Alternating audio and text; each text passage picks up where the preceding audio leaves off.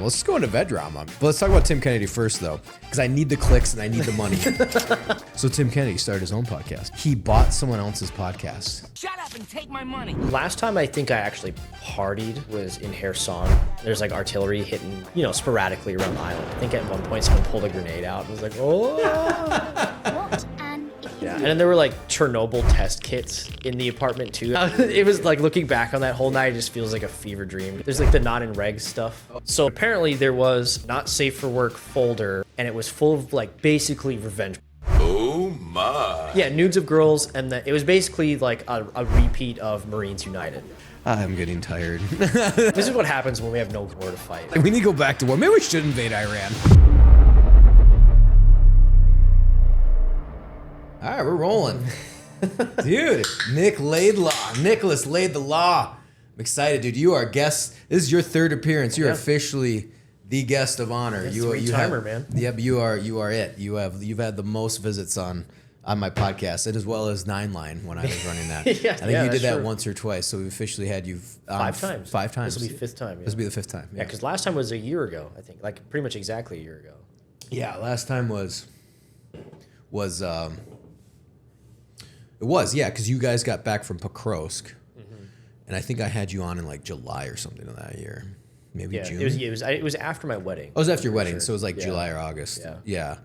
And then, God, it's been a year. I've only been at it for a year and a half.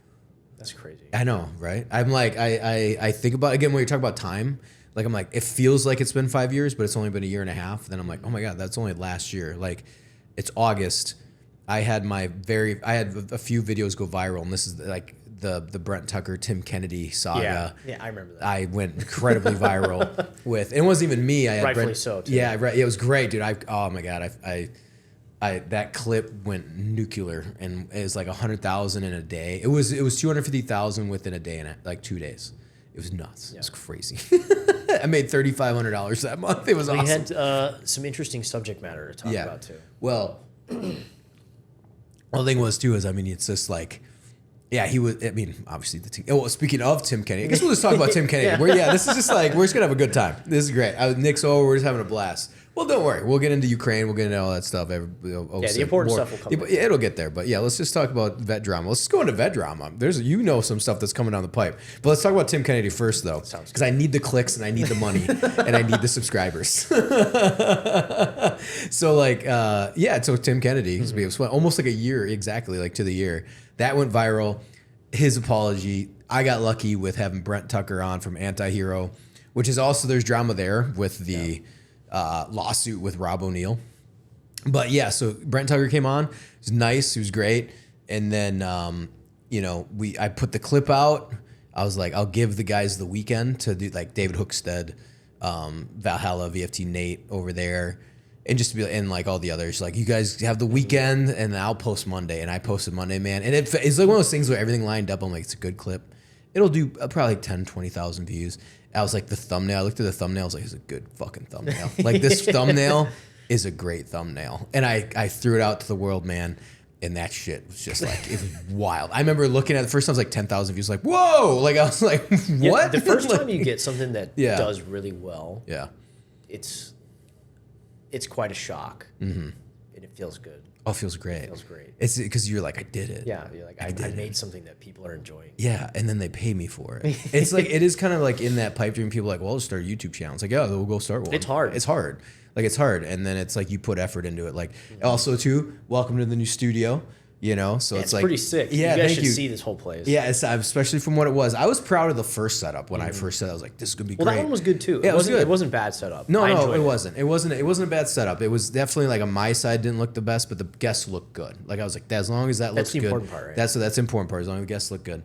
And then it was just like, I'm investing into this, and after there's a bit of like momentum this year, and I was like, you know what, I just gotta commit. Like, I need to commit, and I was looking about redoing this in general. So yeah, just redid the studio. Really excited. It looks way more professional. Yeah, it looks good. I enjoy the new setup. Thank you. Yeah. Specifically, like, that's next to us now. Yeah, it's cool. Like, it's like, it feels good. Like, it's like there's more room, more breathable. It definitely feels a lot more spacious. Yeah, exactly. Yeah. So Tim Kennedy started his own podcast. Speaking of. Oh wow. Yeah, have you not seen it? he bought someone else's podcast. And then Brian Callen, who actually I do like Brian Callen as a comedian, or like I've listened to him in Fire in the like I kind of like Brian. I know him, but like from the podcast scene or comedian world, yeah, in general. And so he tried to have like Brian Callen tried to have like a come to Jesus moment with Tim on, I think Tim's new podcast or something like that. And they're talking, and it's like you don't. First of all, a civilian trying to wade through these waters is a bad move. But I could see why Brian Callen's trying to like clear his friend's name. Yeah. And no one's buying it. No one's buying it. And so it's like a fight. It's kind of crazy too, because you see him trying to work his way back into relevance, but it's not in the veteran community. I feel like he wants to be a politician. It's in the it's in the fighter community. Oh. So the MMA community and jiu-jitsu community, he is like that's what the podcast and the Instagram account that he bought is under that. So it's not like he's trying to step back into our realm again because he gets crucified like every time he does. Right, so. rightfully so. Rightfully so. Maybe if he wrote another apology that wasn't 50% AI generated, yeah, people would take him a bit more serious.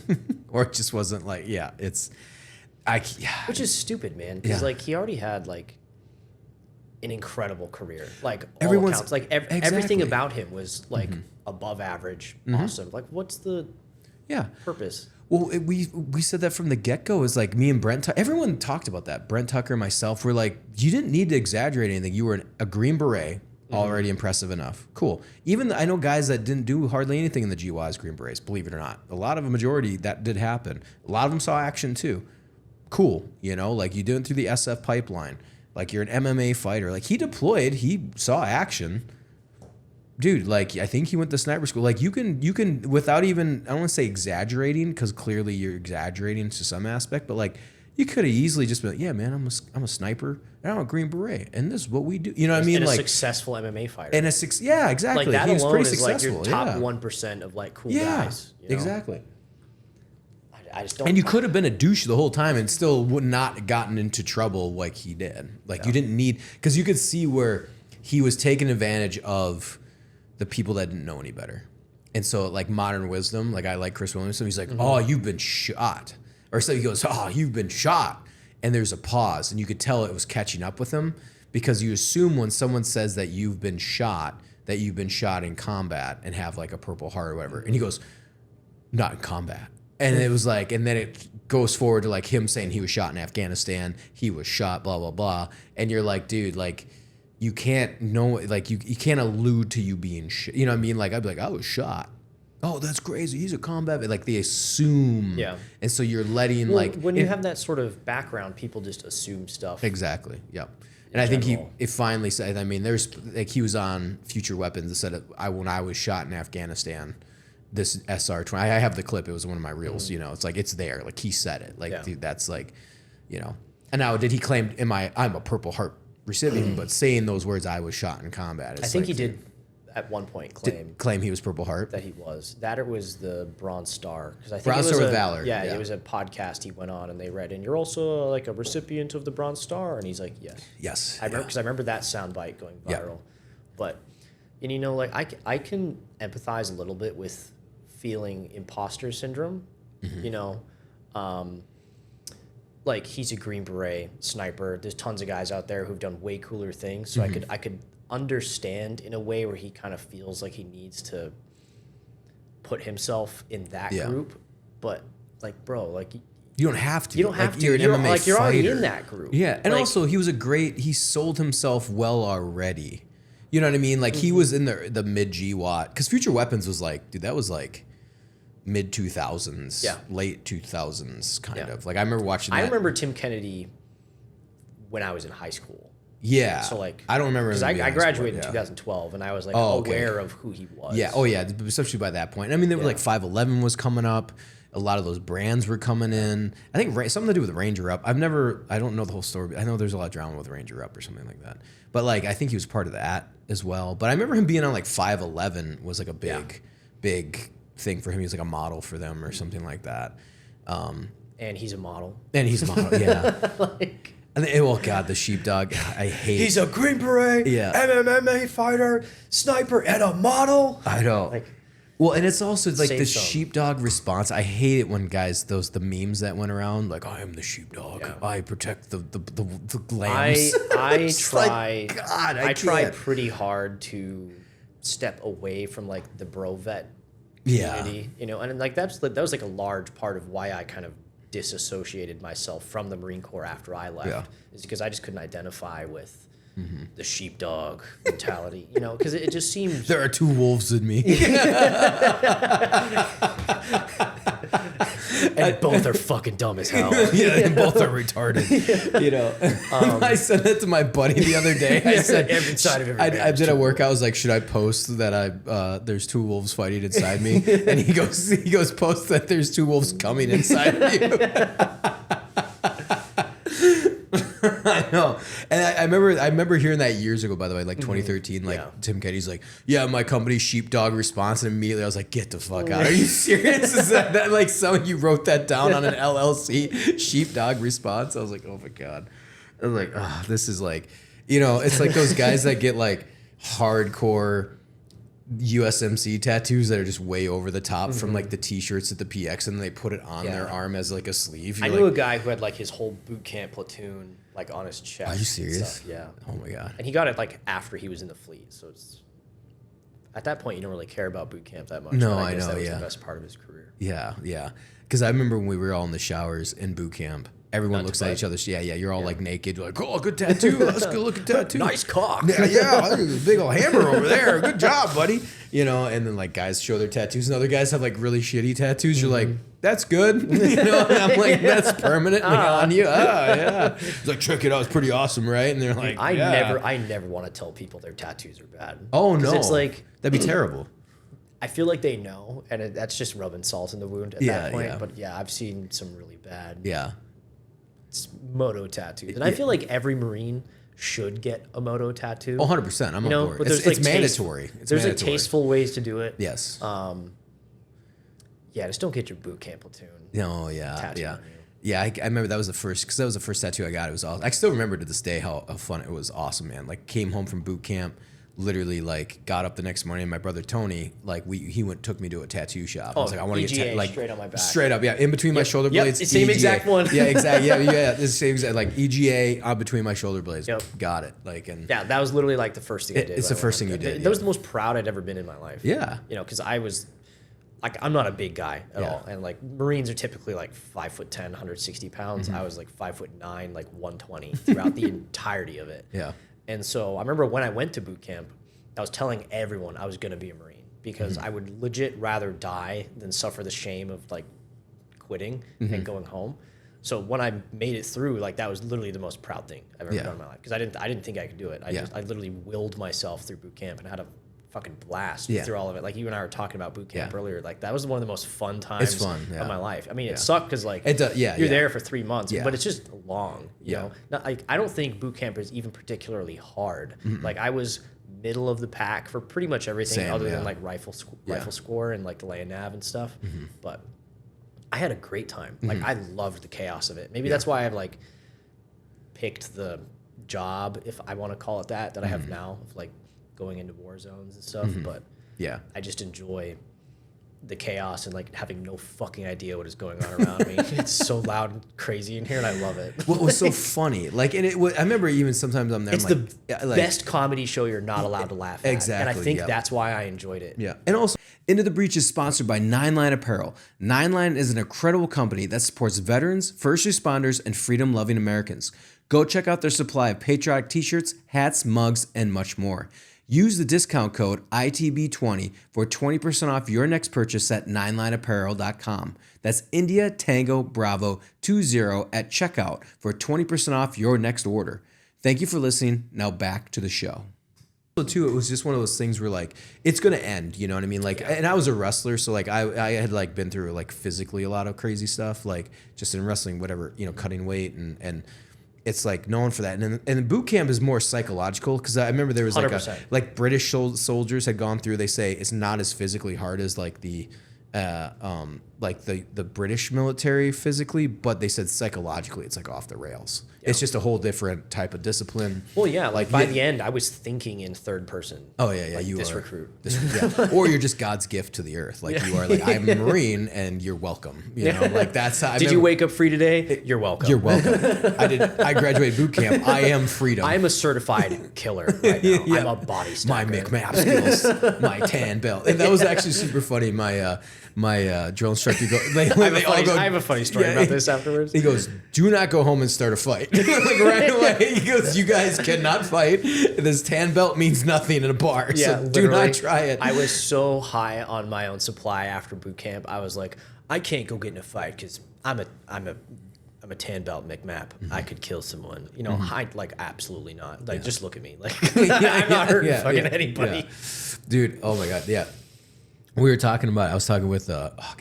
Maybe from behind with a chair, but that's exactly. Yeah, maybe if I just stab him from sneak behind. attack, ambush. In throat stick. Yeah. Oh, you just stabbed that guy. Yeah, it's like muscle memory. I can't help it. Yeah, dang it. I can't think of his name, but he was a ranger that came on, and we were talking about Con Air because he was like, there was a lot of movies about rangers back in the 90s. I watched Con Air like a couple weeks ago for like the second time because it was like I watched it like in high school. Yeah.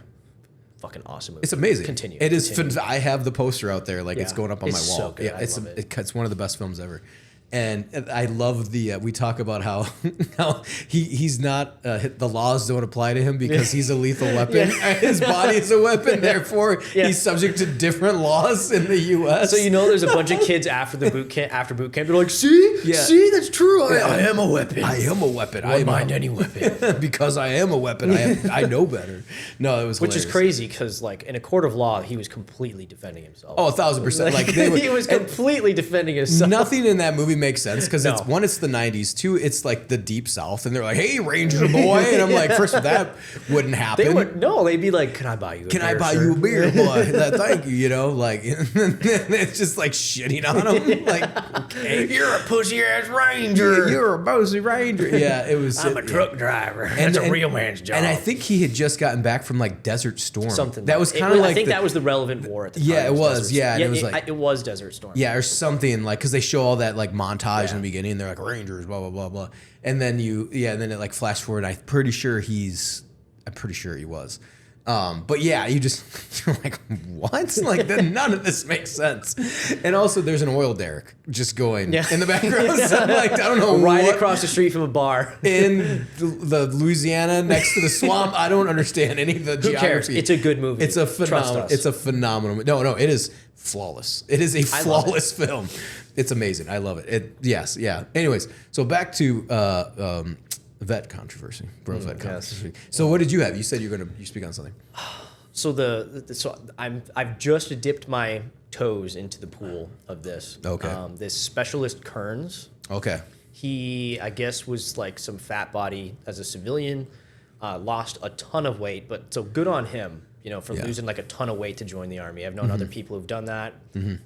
I've never really had a problem with needing to lose weight, but I understand it's a tough gig.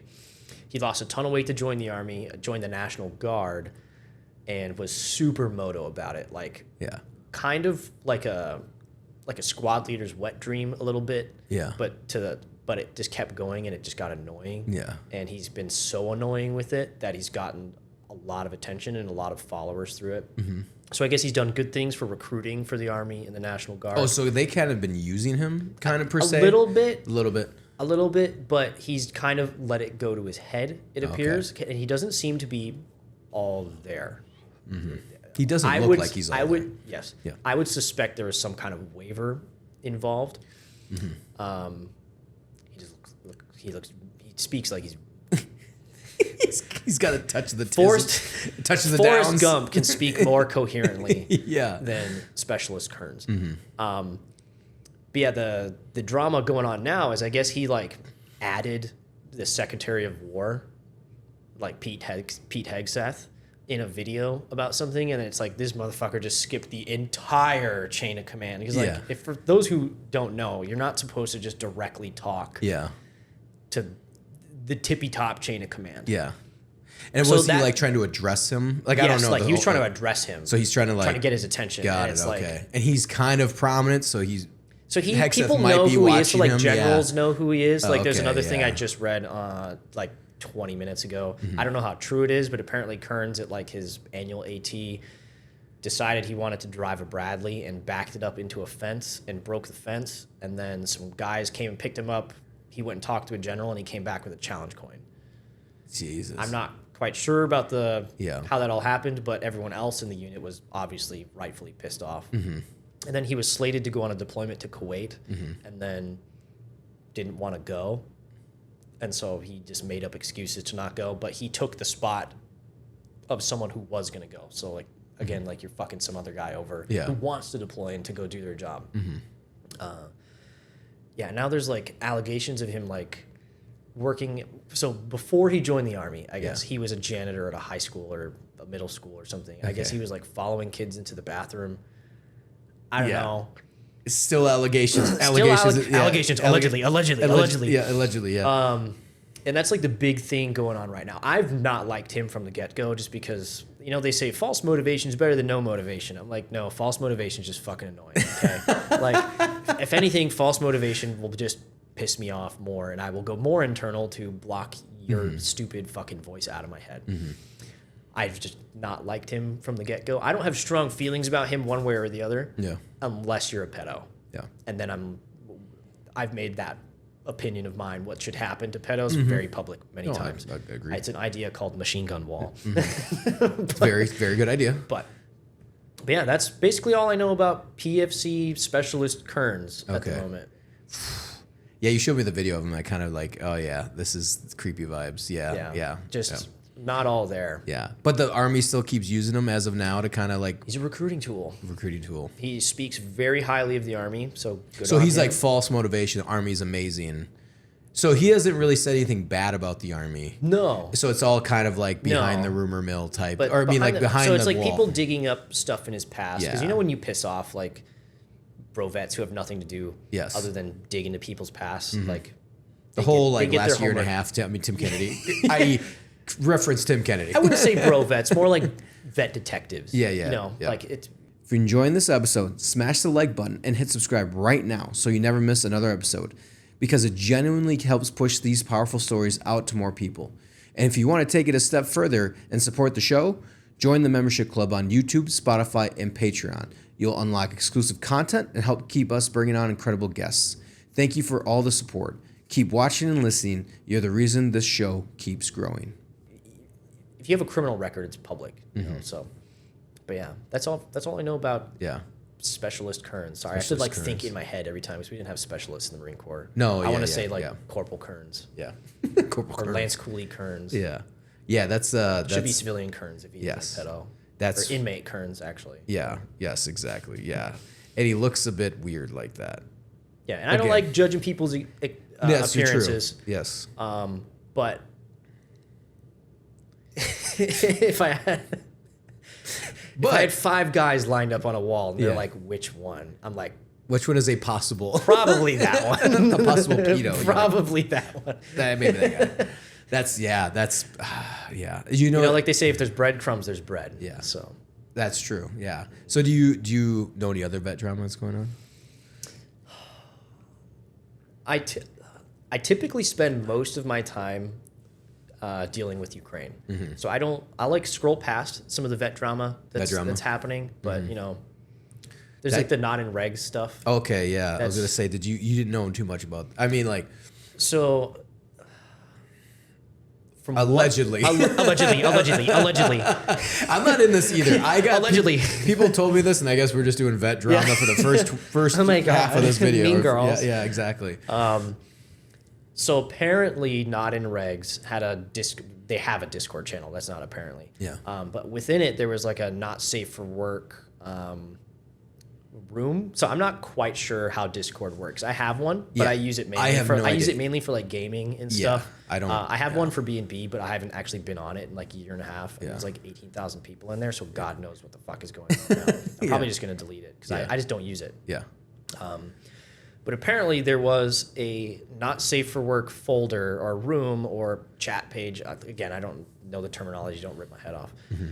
And it was full of like basically revenge porn. So similar to Nudes of girls. Yeah, nudes of girls, and it was basically like a repeat of Marines United. Yeah. And so. Allegedly. Allegedly. Yeah, there's like that's starting to circulate now. Yeah, and I was like, I was literally told that to. I was like, all right, man. I don't know what to tell you. I'm getting tired. It's like I'm tired. This is what happens when we have no war to fight. Like, yeah, exactly. Yeah. When it's like we need to go back to war. Maybe we should invade Iran. Maybe it's a good thing. Maybe just say F it and just go. You know, I fought on Karg Island many times in Battlefield 3. I know that place like the back of my hand. I'm not saying that we, wouldn't do a bad job. I'm just saying, let's just do it. Just rip the Band-Aid off. Just rip the Band-Aid off. Let's get some of this. Let's try out these FPV tactics. Let's kind of have a little bit of fun. There's enough targets there. They said that there's target-rich environment. It's a very target-rich environment. There's 90 million people. At least 5 million are fighters. That's a pretty fun ratio to play with. Like, let's go. Occupy some areas again. We get some green bean back into some areas. You know what I'm saying? Like we'll bring back the PX. At the very least, we need to do this for green bean. Yeah. At least we need this for green bean coffee, and bring everything back. We'll get AFIs back involved. Get the POGs. We get the POG fucking one centers back. It's just as good as any other. Did you know green bean has like domestic locations? No, I did not know that either until a couple weeks ago when I drove by one. Like where? It's a couple blocks from my house. Oh no shit! It's like a Starbucks, like a green bean, and I drove by and I was like, no fucking way. No way. And I guess it's like a national chain too, because I thought it was only overseas, like on military bases or wherever. Because I remember getting some in like Kuwait and Bahrain. Yeah. What was the other one? Djibouti as well. Oh, Tim Hortons, but that's a Canadian company. That's Canadian because they were down in Kandahar. So they had in Kandahar, they had a Tim Hortons, and I was like, "What the fuck is Tim Hortons?" And it's like it was a Canadian ran part of the base. I was like, "Oh, okay." But yeah, green bean, man. But it's delicious. Like it's great. It's my new coffee place outside of my wife's work because I'm kind of obligated. Who owns green bean? Well, they got the contract. I think he's a veteran. He has to be. But because I went inside the first time. And it was like they had like sandbags stacked up. Yeah. And it was like the vibe. Really? Yeah. And on the photos, like they had like this wall of like local veterans and stuff like in that. Omaha? Yeah. Dude, in Omaha. Next time I go down there, man. Yeah. We gotta go check. Well, there's probably one around here. Really? Yeah. Yeah. You keep talking. I'm gonna see if I can pull up a green bean. What's the Joe Rogan, the guy who always Jamie, pull it up. Pull it up. Jamie, Ethan. pull up closest green bean. I know. Yeah, I got made fun of my buddies. They were like when they came on, it was like my third or fourth episode, and that's why that TV's up there. So we could actually like Google stuff, and it would be like, and you could track it. And they were like, "Why don't you have a Jamie? Why don't we have something to watch?" And I'm like, "Dude, this is like episode 6. I'm trying to figure this all out." Green bean coffee. All right, green bean coffee. Yeah, it's good. They got great breakfast burritos, like cinnamon rolls, stuff like that. Like their cinnamon rolls are like the size of my head. Yeah, there is one. Oh, I don't think that's a. Because it's the same logo and everything. No, I don't think this is it. I think this is a. The imposter. It's like just somebody called their green bean coffee. Oh well, that's illegal. Green. It's illegal. Cup of Joe for a Joe. Oh yeah, dude, they are. I mean, you kind of assume that they were, but also it's like sometimes. See, I didn't. I thought it was just like a DOD or DOW now. Well, yeah. Thing. That's what I mean. Like I figured it was U.S., but I didn't think it was like, it's like who the fuck makes Ribbits? No one knows. It's a mystery, but they're there. They're the real winners of the GY. Exactly. Yeah, they're the real. Have you ever winners. had a Nonstop? Yeah. That's like the drink of war in Ukraine. Yep. Like Zins and Nonstop are like realistically all soldiers need to keep man in the front. Oh, just keep going. Dude, I love Nonstops. Dude, when I was in Pokrovsk, actually, I had 1 bottle of water and like 4 Nonstops. And I drank my bottle of water on the first day, and then we were supposed to exfil that night, and so like everyone ate and drank everything we had, so we didn't have to throw anything in the truck on the way out. And literally all I had to drink the next day was just 4 Nonstops. So awesome. Like by the time we exfilled, I like went to go to the bathroom, and I was like pissing orange. Dude, I was so dehydrated. All right, so it looks like I'm looking up all the green bean coffee locations. So their 100% business model is government pays us lots of money to be on their bases, which is awesome. I'm totally on board with that. Because they don't have a ton. They do Maybe have. There's a bunch in Omaha because no, there's one. And that's yours. That's the one by my. That's one. In fact, not to I can. geolocate my house too much. But, Yeah, sorry. Yeah. But it's crazy because it's far away from the Air Force Base there. So it's and they're not even on that. They're not even really on bases. So you go to San Francisco. It's in the terminals. Colorado is at Fort Carson, and then Evans Army Community Hospital. Georgia's Fort Benning. Nebraska, Tennessee Airport, Dallas Fort Worth area. Oh, actually the airport. Oh, they're like airports. And then it was the Pentagon. Well, there you go. and then it goes international. Oh shit, Djibouti, Iraq. I've been to the Djibouti one. Yep. So it's Pax Erbil Air Base. By the way, you should go to Erbil. You want to go to Erbil? Erbil? Kurdistan. Let's go to Kurdistan. I do this full time now. I know. Like, let's go to Kurdistan. I've been wanting to go to Kurdistan for a while. Like, we need to go to Kurdistan. Like, I know we have contacts over there. Let's do that. My buddy has been like twice. It's actually supposed to be like super cool. Like, I know people that have been up there. Japan, so Camp Schwab, Kadena Medical, Kuwait, El Salim. I've been to that one. Camp Beering. Been to the Camp Beering one. Yep. Erzincan, Cargo City. Yep, I remember that because they were there when I was there. Qatar or Qatar, however you want to pronounce it. I think I've been to the Qatar one. Udeid Air Base, BBC Mall, and the UAE, Al Dhafar, Maine. I know I've been to the UAE. I don't know if I've had green bean there. Okay. But I've probably consumed coffee from at least a third of their locations worldwide. Yeah, dude. No, it's I know. I'm like, you see it and you're just kind of like, man, it just like brings back memories. Yeah, it's literally just nostalgia coffee for me. You were telling me, you asked me about that. I was like, dude, it's been 20 years because I had my 20-year reunion in Iraq, and you're like, oh, it doesn't feel like a long time. It's like, weirdly, it does and it doesn't. And but there's certain things like green bean though. If I see it, I'm just like, oh my god, because I remember like I drank it more on my second deployment because we were there through the winter. And it was like a treat to myself. I would like go get some like green bean laced up sugar chai, fucking whatever. And it was really good. And then we were in Afghanistan, and I didn't really drink it when we were in Afghanistan. Like I think they had it on Bagram or something. I'm sure they had it on Bagram, but we didn't go that much. I wasn't actually a coffee drinker. I'm a big coffee guy. Yeah, now I am, and I need to probably cut back. But like, we should start a coffee company. Oh my god, really? No way, that's original. Should actually, we probably make money like off of it. Actually, that was part of one of the business plans I had was actually start like a coffee company. Call it Black Drone Coffee Company. Yeah, exactly. Yeah, just everything's Black Drone, Black Bear. Let's just rifle, black semi-auto rifle. No, they had. I wasn't really drinking it much back then, but then like when I was a contractor, I was drinking Monsters, and I didn't really drink coffee until I was like 25, and I was working on papers in Camp Grizzly in Afghanistan, in Kabul, and I was drinking like the no sugar Monsters, and I was down in like 3 a day. And it's just like, you just start feeling gross. Yeah, you just kind of like feel gross after a while, even though it's like no sugar. It's 0 calories. It's healthy for you. It's healthy, and I was just like, I couldn't do it anymore. I was like, well, I'll switch over to coffee, and I just loaded that up with like milk and sugar. And I was like, oh, cool, I can do this. And it's like, well, I don't say it wasn't as bad, but it was like, it didn't feel like shit. It didn't feel like as bad. Yeah, exactly. So that's when I started on coffee, and then I just started ripping on coffee for a while. But coffee tastes like crap, so I put cream or like no. I like black coffee. It's disgusting. But I prefer something in it. Exactly. I don't mind. And that's why I do no sugar, the creamer. Actually, it's something weird. Whenever I'm in Ukraine and like there's coffee at the front line, I prefer it just black. Really? I don't know what it is. It brings me some kind of mental comfort to be drinking black coffee. No idea why. Oh, that's weird. Yeah, I have no idea. That's weird. Yeah.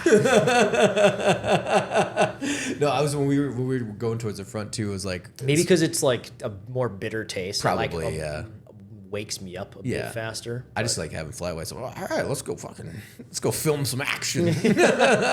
What kind of beautiful shots can I get today? Shoot some artillery at the Russians. That's what I'm all jazzed about. But yeah, I do miss Ukraine with the flat whites and like the coffee, literally like coffee stands every 20 feet. Yeah, and they're like awesome. 10 cents for a coffee, man. Oh, dude, it was great. It was like $1. I think it was like $1.50 or something stupid it's super low. cheap. I think it was like stupid 40 hryvnia for like a standard cappuccino. Because that's usually what I get at the stands. There's like a cappuccino. Yeah, that's like a and I give you little brown packets of sugar, and I just dump like 3 of them in there. Same. I'd get the flat white and do like 1 sugar, and I'd get like, all right, we're gonna go. And we were in Kyiv, and we'd go down, and then like in the midday, and I was working on like we had one day where we had like a down day, and I was like, all right, cool. I'm just gonna and like Chris went off and did something. I think John went with him. I was like, I'm gonna dump footage. I'm gonna label footage, like just kind of get organized and like make sure we're all backed up before we head out to Izium. And so I literally just like bugged out and I was like, oh, I've got a few flat whites every like hour or so. Just like went down and because we had a stand right below us. I was like, oh, this is awesome. But no, yeah, I agree. I think it's delicious and especially when you're going into war zones. It is kind of like those things. It's comforting. It's comforting to have something along civilized. Those lines, yeah. You know, I used to do because you can have like a bottled water, or like lemonade or something, or whatever other beverage out there. I used to make hot chocolate. But there's something about like a hot cup of something that is comforting. Yeah. You know, whether that's tea, because I've had plenty of tea in Ukraine too, but something about just black coffee is really comforting. Yeah. Except it's always served in those like tiny white, like tiny plastic clear cups. And like the cup gets so hot that it's like melting, you know? It's like the bottom of it like concaves like outward. And you're like, wow, I'm drinking microplastics. But that's not the worst thing that could happen to me today. You know? Yeah, I'm in Ukraine. But if this doesn't kill me. If this doesn't kill me, the Russians sure will. Yeah. Watch out for them FEVs. No, I know, yeah. I like I said, I appreciate the green beans, you know, when they were in country. And like I said, we start another war, man. Green bean, we gotta support our boy. You know, you gotta throw some more, you know, locations out there, i.e., you know, Tehran. Yeah, them and the Iran, Tehran, Maine, Iran. Them and the Rip It guys are the real winners of the GWOT. Oh, they're amazing. No one did better than them. Dude, I remember coming across those after I got out, like a full can of it. Yeah. And I'm like, oh my God, they exist. I think it was like in a dollar store or something like that. You could still get them at pretty much any gas station where I was from. Okay. And more of the flavors too, because I remember in the Middle East it was mostly like the orange. Well, Orange and the green ones that I would see, but like back in the States, you could get like a fruit punch one, which I loved a lot. Yeah, we drank in Afghanistan. It was yellow and red, I think, were my primary ones, which were the fruit punch and whatever the hell yellow was. Yeah. I remember. Blue was no sugar. Blue was sugar free. So guys would like mix in a no sugar free one. Yeah. I remember at the Chow Hall in Djibouti, they were free. Like, and we would just walk in there with like assault packs and just like fill them up. Yeah, Afghanistan they were free too, and then we would walk in and snatch them, and they kind of get mad at us, but they were like, "Those are for everyone. Fuck off." Yeah, exactly. And then we just were like, all right, so we just went around to them at, like in their supply, and we're like, hey, can we get like cases? They're like, yeah. And so it was as long as we just went to MW or whoever, it wasn't KBR, whoever ran it at that point was like, yeah, man, we need some cases of Rip Its. And they're like, yeah, absolutely. And then they, you know, as long as you weren't taking them from the Chow Hall, they're like, you can come back. And I don't think I've had a Rip It in like maybe almost 10 years now at this point. Oh my, not since Afghanistan. No, yeah. 2017. No, or 2010. Yeah, about 8 or 9 years was the last time I had a Rip It. Yeah, same. Man, 2010. I should find one. Dude, just crack it open. Your YouTube's growing. Have them send it to you. Sponsor. Rip It. Please sponsor the podcast. There's a whole war without Rip Its right now. Yeah, right now. Nonstop is your competitor. You gonna let the Ukrainians? You gonna let the Russians win? You gonna let the Russians win? Get in there, Rip It. No, it's crazy because Nonstops are actually better. Are they? Okay, yeah. I love. They're like literally like a better tasting Red Bull. Yeah, it was good. I mean, it's been a while. I mean, it's been 2 years since I was over there, and I didn't really drink a ton of them. I think I had like one just for the fun. It's like a mix between. Have you ever had a Nos? Oh yeah, it's like a mix between. Oh, I love Nos. Yeah. If it was not gonna give me a heart attack, that would be what I drink every day. Dude. It's like a mix between a Red Bull and a Nos. Yeah. Like the orangey flavor. Yeah. What was the Full Throttles? I did not like. I love those. Full Throttles. Just the sugar lace. At the last barracks I lived at, that was the only like energy drink in the vending machines was the Full Throttles or the Mountain Dew energy drinks, both of which I think are ass. Oh, the Mountain Dew. I forgot Mountain. Yeah, Mountain Dew. They got into the game. Yeah, you know, Mountain Dew's like just stay in your lane. Yeah, like you'll be okay. You don't need stay in your lane, boot. Exactly. Stay in your lane, Mountain Dew. Like you boot. It's like you already got the market cornered. Don't worry about it. Let them squabble. Yeah, let you already got the energy truck squabble. drivers. Leave the Marines alone. Yeah, exactly. You got everyone else in the world. Just leave the Truck drivers and gamers. Yeah, energy drinks, just leave them alone. Yeah. No, I do remember that Mountain Dew came They're out. awful. And when that They're still selling them. I'm sure they are. I don't know who Everyone buys is. them. Whoever buys them should be on a government watch list. You've For real. yeah, you've I gone, have strong opinions about the Mountain Dew energy drink. have you gone from like gaming to like dark web pedophile, like crossing that threshold? You were officially like a Unabomber. Yeah. Like you should be on every list. I feel like that guy. You did that meme from Always Sunny where he's got all the board. And Yeah. It's got all the drawings on Yeah. it, like the arrows pointing everywhere. That's what I feel like. Yeah. It's like exactly. Pedophiles and the Mountain Dew energy drinks are somehow connected. Connected. Yeah, that'll be the clip. And then Mountain Dew like, what? What? Are you kidding I'm me? gonna sue you to the fucking ground. I know. Yeah. What is this podcast? Please Yeah. don't sue me. No, I know. I remember like at one point just going through a bunch of like the energy drinks. So when I was in Scout Sniper School, we had to do the. Oh, that's cool. Yeah. There's my certificates right there. In case anybody wants to cross check me. And so we had to do the op board. So the warning, the mass is a big thing back then. Was basically you had to spend the entire weekend and almost every waking minute / hour writing out a 65 to 70 odd some page op board by hand, and you had to do it. ChatGPT. Yeah. Write this up for me. You write this up for me and make it look like handwritten. And so you would write it, and if you fucked up one word, you had to start the whole page over again. You couldn't erase. They wouldn't so they would see it. So you would have to make sure everything was perfect. And then you would have to do your infill, exfill. And ironically, that's the easy part. So you would have like your plastic, see-through layers of whatever, and this is your infill, your exfill, and that you could like screw up. And you're like, okay, well, this is whatever. But it's like it was the rest of it, and it had to be like perfect. And so I remember we were writing that. We started right away. I remember I got off work. They got us off work on Friday, and they're like, go do your op board. I'm like, okay, don't fuck around. And so I took it, obviously, took everything to heart very seriously in Scout Sniper School because I was like, I don't know if I'll ever get this opportunity again. Yeah. And it's unfortunate that I'm even here. So It's like a little kid's dream. It's just especially back then, and it still is. It's very highly respected, especially in those years. Like if you're a Scout Sniper, like it carries a lot of weight. And those schools, they don't run them. I always say this, they don't run them like other specialized units like in the Army. Like in the Army, and I'm not saying like we're special forces, but like you can go 18 X-ray, you go to your command has to let you go to selection. There's packets, there's like established pipelines. The Scout Sniper course was just like, hey man, you want to roll the dice to ever become a Scout Sniper? And by the way, you have about 1 or 2 shots to do it. And if your unit doesn't like you, you're just fucked. Like you'll never do it, That's what made it so alluring. Exactly. Because it was kind of like everyone was given the chance. It's like the recon kids who went after like SOI. Yeah. They're like, you want to try out for recon? Yeah, you can try out for recon. Ooh, there's a paper for that. Yeah. And it's like everyone who wanted to try could go try, which I applaud. Yeah. I think that's cool. Yeah. That's cool. Yeah. Anyway, continue. Well, I was saying is like it's a challenge because it's like luck. Like a luck and timing plays a lot into even going, and then to even going to the platoon, and then if you even get to a school. And they were just ruthless, the schools were. And so we had to write that op board, and I remember I drank, I think this number stands out to me. It was like 16 to 18 energy drinks over a 48-hour period. And we drank them like they were like 12-ounce Mountain Dew cans, right? We're like, oh, this is kind of a good feeling. We drink another one. An hour, drink another one. And I remember waking up on Sunday morning and like having like heart palpitations. It wasn't heart. It was like I was shaking. Like I remember just like shaking. Like I was like, this is weird. And it's weird. Like it was wild. I was like, this isn't good. And we'd have like competitions. We're all like putting the cans on like triangles. Like, how many did you guys drink? What'd you drink? And we're all. I was 20 years old, so I could handle it. It's just like. Yeah. And now, I mean, all this stuff came out with like kids drinking them for 4 years straight, have like, heart murmurs and shit. And that was years ago.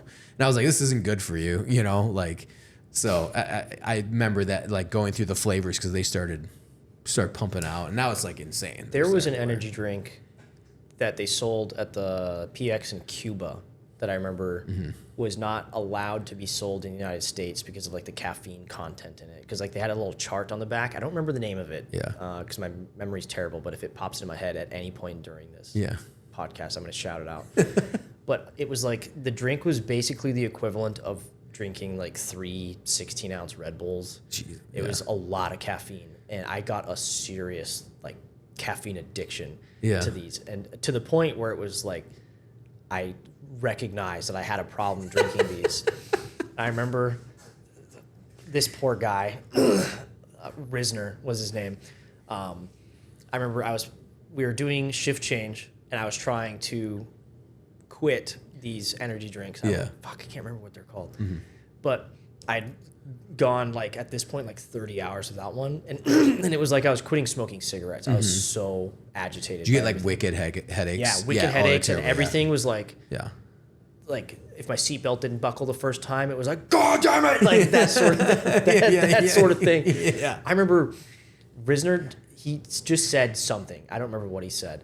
But I remember turning around in the Humvee and just like screaming in his face, like, shut the fuck up. Like, you are always talking. No one fucking likes you. Just fucking get out of here and jump over the fence and go get taken prisoner by the Cubans. Like, shut the fuck up. Yeah. And then everyone got really quiet. And I was just sitting in there. And then like literally 30 minutes, like 30 seconds later, I'd like calmed down enough to realize what I'd just done. And I turned around and I was like, Rizzy, I'm sorry, man. That was not me talking. That was whatever this poison is in my blood. I need it out.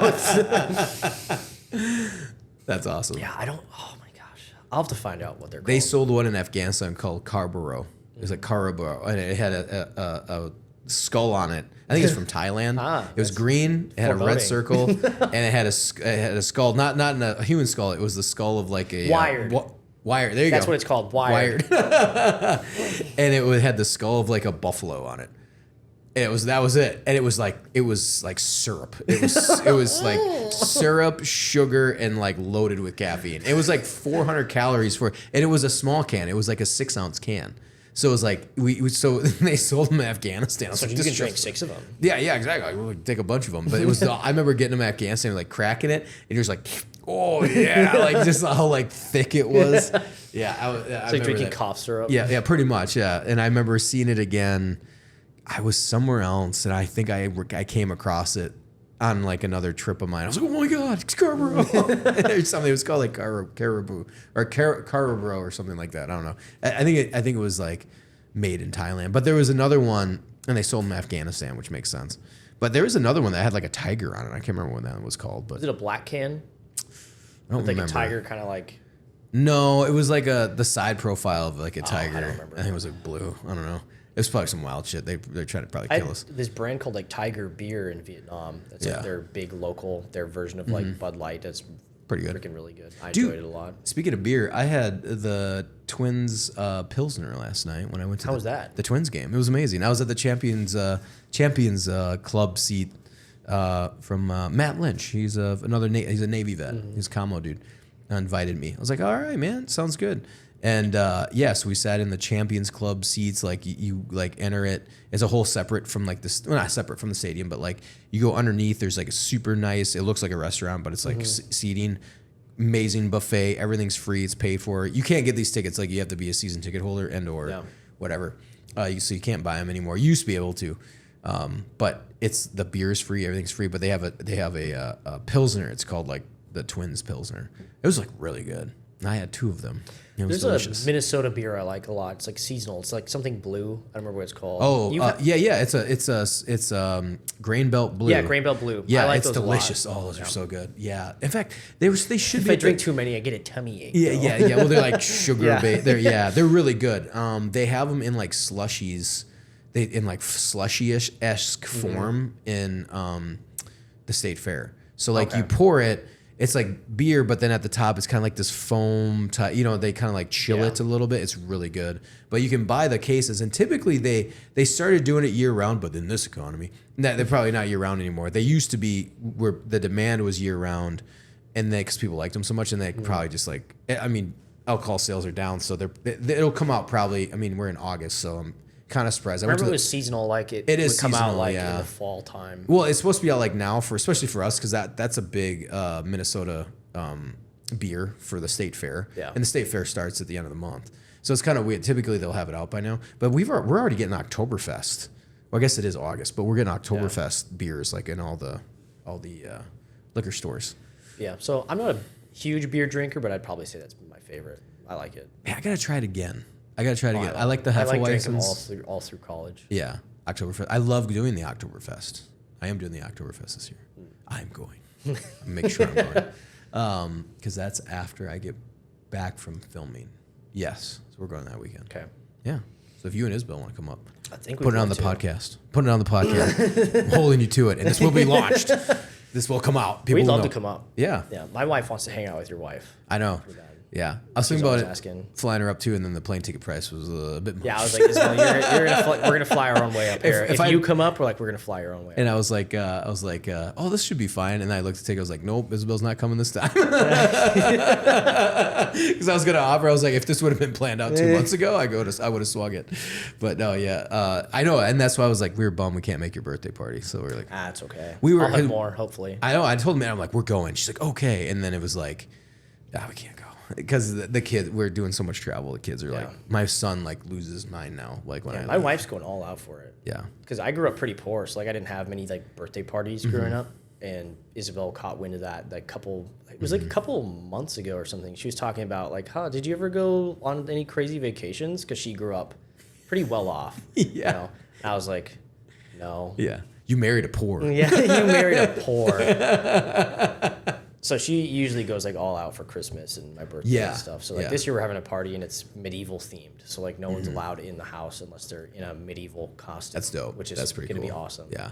I love and miss like I don't drink as much nearly. I don't drink it all during. Like, I do miss a house party. Yeah, I do. Well, and the enthusiasm. This sounds pathetic. The enthusiasm and the life I had, you know, like before kids, you know, like I just enjoyed living I so just much. enjoyed living. So life was great. No, it's like it's. And I don't desire to do it now, but there is a fun, nostalgic time of like, man, that was good. You could drink everybody under the table. The party lasted like all day. I mean, I would like make sure like, no, we start at like 2. And we go till like 1 a.m. You know, like I made sure that like we had the party, and then it was just the fun time dressing up, doing we had the zombie pub crawl here for a while. I don't know if they do it anymore, but like it grew. I Does remember everyone dressed like a zombie? they do. That So was- it's like that it's sounds literally awesome. it went from I went the second year in 2010, and then I think it was by the 2014 I went. Dude, it was like off the rails. Like it was nuts. They had Justin Bieber. They had so it went from like what we call 4 corners. It was just a little bar area, and then it just grew and grew. And I came back from contracting, and literally like it was zombie pub crawl. I was like, oh yeah, and they had I think it was 2 or 4 stages, stages for sure of music playing. They shut down the entire block of downtown. They literally kicked people out of bars. So they set up like railings so you couldn't enter like what do you ever call it? Like barricades. Mm-hmm. So there's barricades all around the middle of Minneapolis. If you were at a bar drinking and eating, they would literally come up to you, oh, you need to finish in 10 minutes and leave because the bars were part of it. So you couldn't like sneak yourself in. Yeah. And it was super funny. We got there like 20 or 30 minutes before it started. And like no one was there because it's a weird thing. People don't like to party until it's dark out. So even though it started at like 4 p.m. or something, there's no one there. So like we literally like walked in. And I was like, it's open, right? Dressed like a zombie. Yeah, well, yeah. And of course everybody was. So we went and there was just me and like my buddy Brandon. We were like, there's like no one here. And I was like, I hope this isn't a bust. I was like, it can't be a bust. There's way too many people. They would call it off. It was like me and you showed up and that was it. And then it did like, we went to a few bars, bar hopped, and then people started flowing in. And dude, and then you couldn't go into a bar. You could barely move in the street. And they had like, I think Justin Bieber played the one year. It was nuts. It was incredible. They had like all these like bands playing. And it was super cool. It was super awesome. Yeah. And you're just dressed as a zombie. And so it's just like waves of zombies and stuff like that. Yeah. But it's cool. I kind of miss those a little bit. Like, I don't have much to think about. Like, you know, party days, like having, I just don't even have the energy. Like I wouldn't want to go because I just don't have the energy. Like I'm tired. I'd rather be to bed like 8:30. Yeah, I'm not a big bar guy Yeah. anymore. Like I think the last time Isabel and I went out, because if we do go out, I'll prefer to go to like a speakeasy. So a little quieter, maybe like a theme to it. Yeah. I don't mind spending more on some drinks because we go out like literally 3 times a year. Yeah, same. Yeah.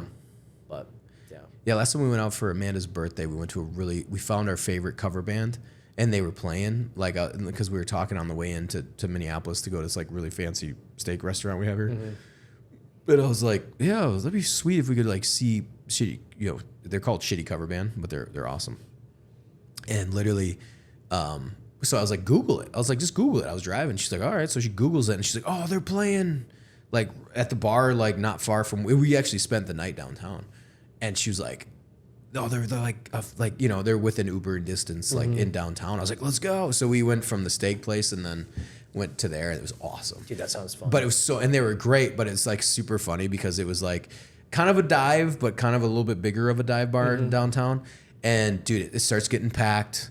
And now, I thought about, because I remember when I was in my 20s seeing the older people go to the bar and it's already sitting there and having tables. And now I was, like, me and Amanda were officially those people, just, like, sitting there, like, we have our spot, and, you know, please don't get in our way. And then, like, all the youths come in, like, but then it was like, but it was our generation of music. So it's like, clearly the people are kind of the same age as us, but it's like, yeah, it was like, and then you're like, oh my God, shouldn't I, like, move your way to the bar? And I'm like, yeah, I don't miss this at all.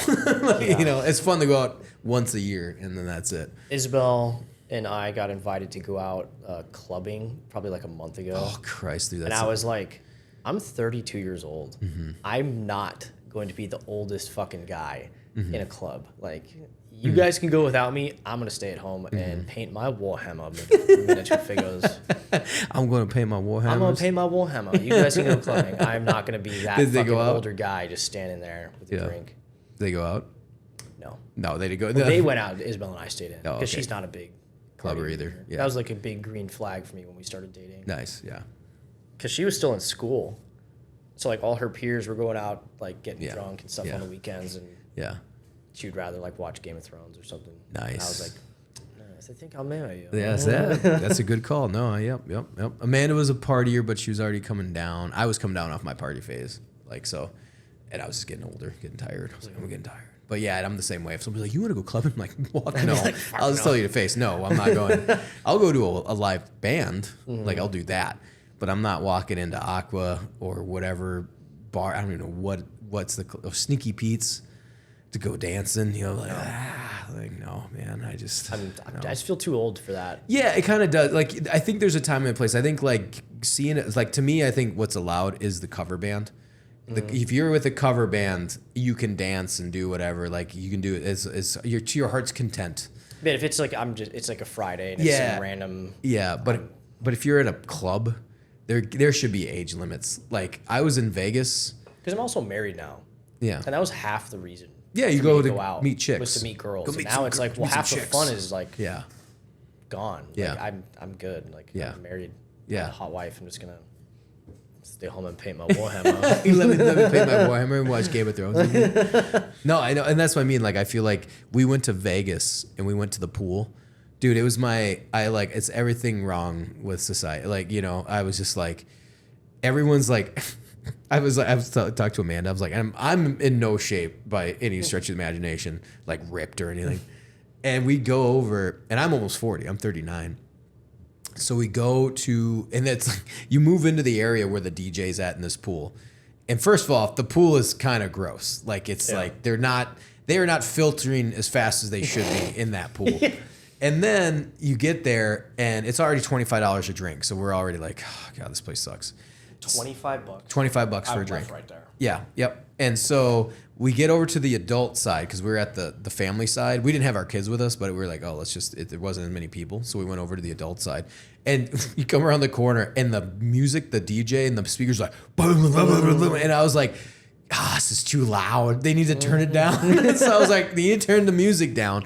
And then I look across the patrons and I literally was like, this is why there should be weight limits and age limits, because everyone's in their own head thinking they're like the rapper rock star, just like, and it's like 3 p.m. and it just they look horrific. Like everyone looks horrific. There's no hot bodies around. It's just like because nobody young and fit is gonna like afford a $25 drink all day long, or the $600 cabana fee plus $600 drink fee that you needed to pay just to sit down near the water. So it was just like. I just remember it'd be like a bunch of like people like almost our age or older that were like big clubbers in the 2000s. Like, dude, you guys need to like, you need to leave this. Like, even if you're in shape, you need to like move on. This is not your scene. You know, the whole thing of like sexy young people at the pool. Cause that's what I thought. I was like, oh, it's going to be a bunch of, kids trying to go to Vegas. Now, Vegas is not that. I'm sure it was back in the day. It is not that anymore. That is not sexy young people hanging out at pools. I don't know anyone younger going to Vegas. No, because it's so expensive, and they don't cater to like what they used to. Like when we were young, I never went when we were younger, but I have friends that did. Yeah. Even Amanda went. She was like, "Yeah, we went. It was like cheaper. It was kind of affordable to go." Because my wife's like 6 years younger than me. Yeah, and so like she's still got tons of friends. Like go out vacation, like party vacations and stuff like that. It's never Vegas. No, it's not Vegas. Yeah. It's not Vegas anymore. And honestly, what was fun was when I like backpacking, having the parties in like other countries, like at the hostels. That was a good time. I've never done that. Oh, it was awesome. It was so much fun. I think I'm beyond that. Yeah. Well, yeah, now I am. But I'm saying like in my 20s, it was sick. Like that was probably my version of like the Vegas, like we're going to, like partying with a bunch of young people in hostels was like sick. That was last time I think I actually partied, if I want to call it that, was in Kherson on that island of Ostrov. I was showing you on the map earlier. Yeah. I just got like shit-faced drunk in an apartment with a bunch of Ukrainian soldiers. There's like artillery hitting, sporadically around the island. It's not like the building is getting shelled directly. But that was a really good memory. It's just getting like literally fucking blackout drunk with all these dudes who I don't share the language with at all. Yeah. It was just, I think at one point someone pulled a grenade out and was like, oh. But and there were like Chernobyl test kits in the apartment too. I remember like thumbing through them while I was taking a piss. One guy's popping hot. No, there's like a stack of like these like radiation like test kits in these little yellow containers. Yeah. And all this other like stuff from Chernobyl that was there, and I was like, "Why is they here?" It's like a movie. Like, weird. It was like looking back on that whole night, it just feels like a fever dream. I was like so drunk, and then the next morning, one of the drone operators. Remember, I was sleeping on a couch, and he like kicks me, not like hard, but like to wake me up. Yeah. And he hands me this coffee that's just like full of alcohol, and he's like, "Drink up," and like we're gonna leave. Like you're going to the position, and I was like. Okay. Yeah. We did that one night with I can't remember. Yeah, it was with third AB or it's fifth or third. The Only Wars guys. We went out or after we were done filming. Are they a company in the 3rd Assault? Yeah, they're a company in 3rd Assault Brigade. Okay. Yeah, they were. They were like a platoon. They were they're the night assault platoon. It was like because they had night vision. That was like a big deal. So they fight at night, which most Ukrainians don't. At the time, this was 2 years ago, so they had done night assaults.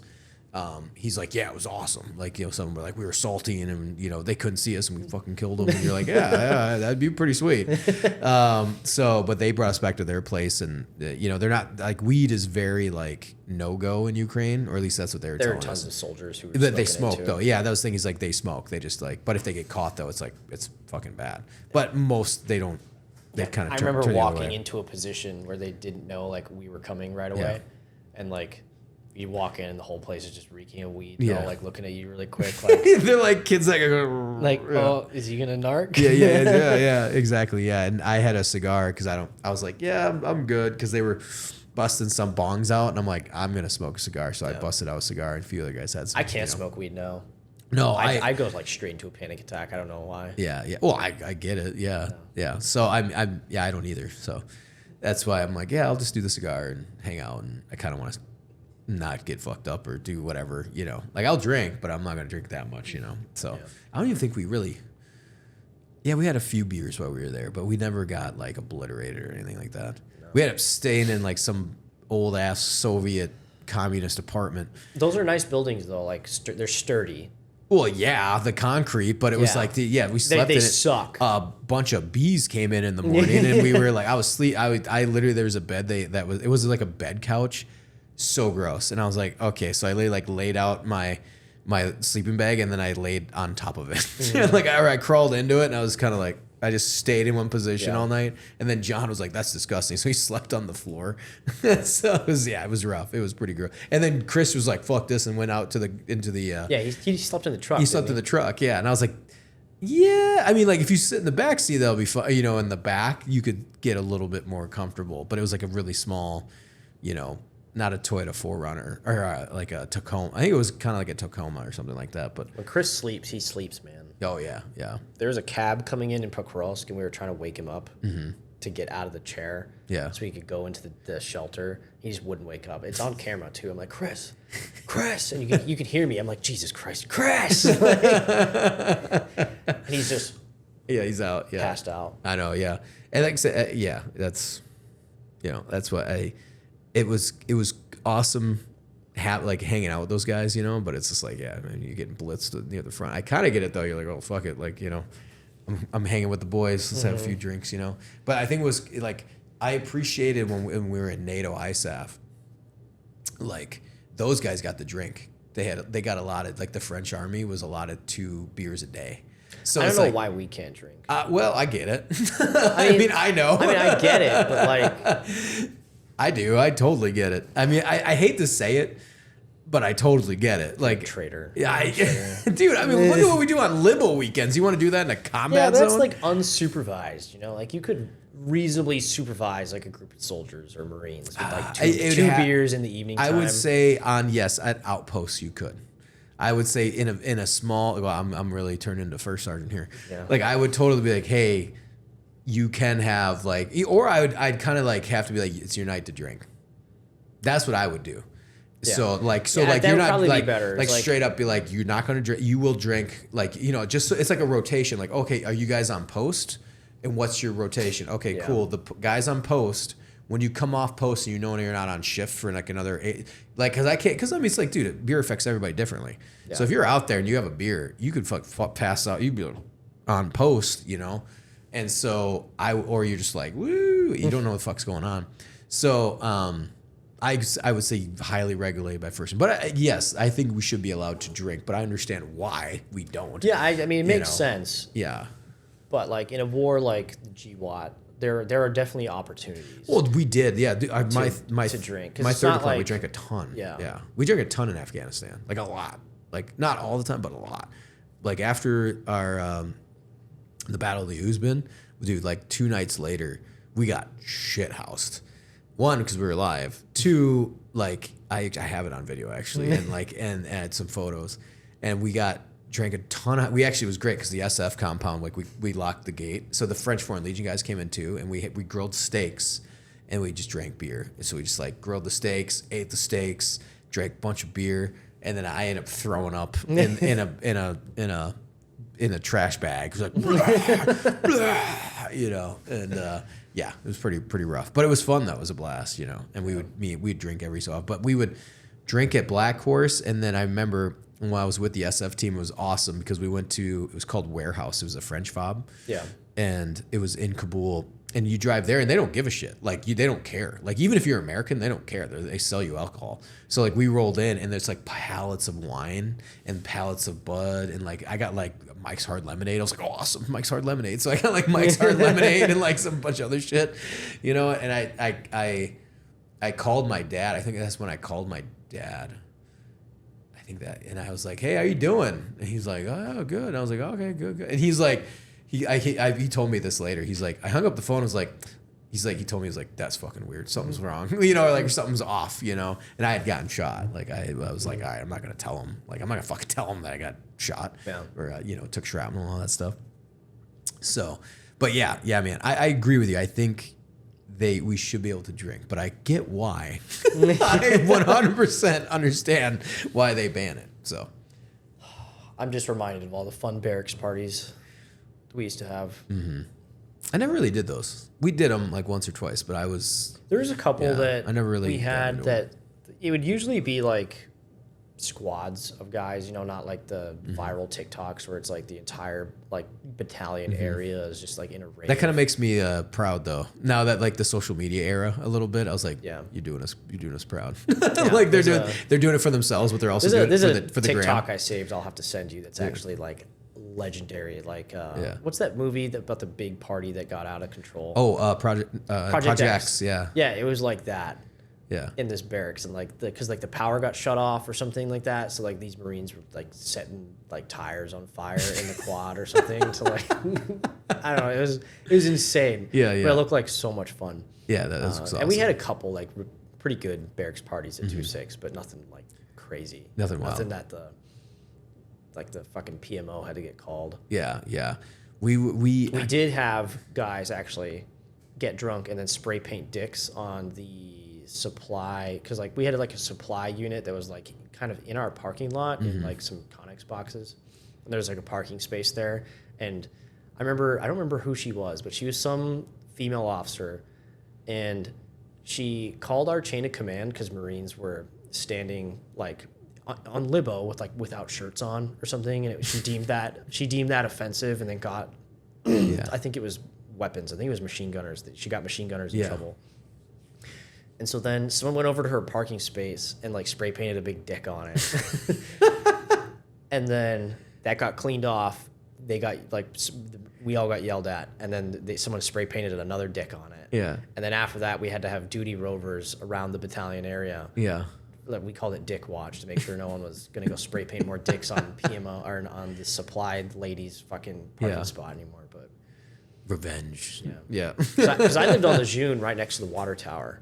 And Okay. the water tower usually had fuck tanks spray painted on it. Spray painted on it. Because tanks was right across from us. Oh, okay. Yeah, because our barracks were like in a big square with like this big grass patch in the middle. And we were one L shape, and then tanks was another L shape. And yeah, it was fun. That's awesome. Just as Someone fuck spray painted tanks. fuck tanks on it on the water tower that faces the tanks barracks. It's so funny. That's awesome. I love that's what I do love about the military, like that type of stuff, like the unity on that. Like that's awesome. Yeah, Like people get in trouble, and the cops would be like, "Who are you with?" And everyone would be like, "I'm with Second Tanks." Well, I was just like I when I was at Lejeune because my brother retired, so it's kind of crazy seeing like the development of the Marine Corps. Like I didn't know there was a highway like in the middle of that base. Yeah, they had just It's wild. built part of that. Yeah. There's like an overpass that they built. Yeah, But and from what I've heard, the base is designed the way it is to repel an invasion. really. Yeah.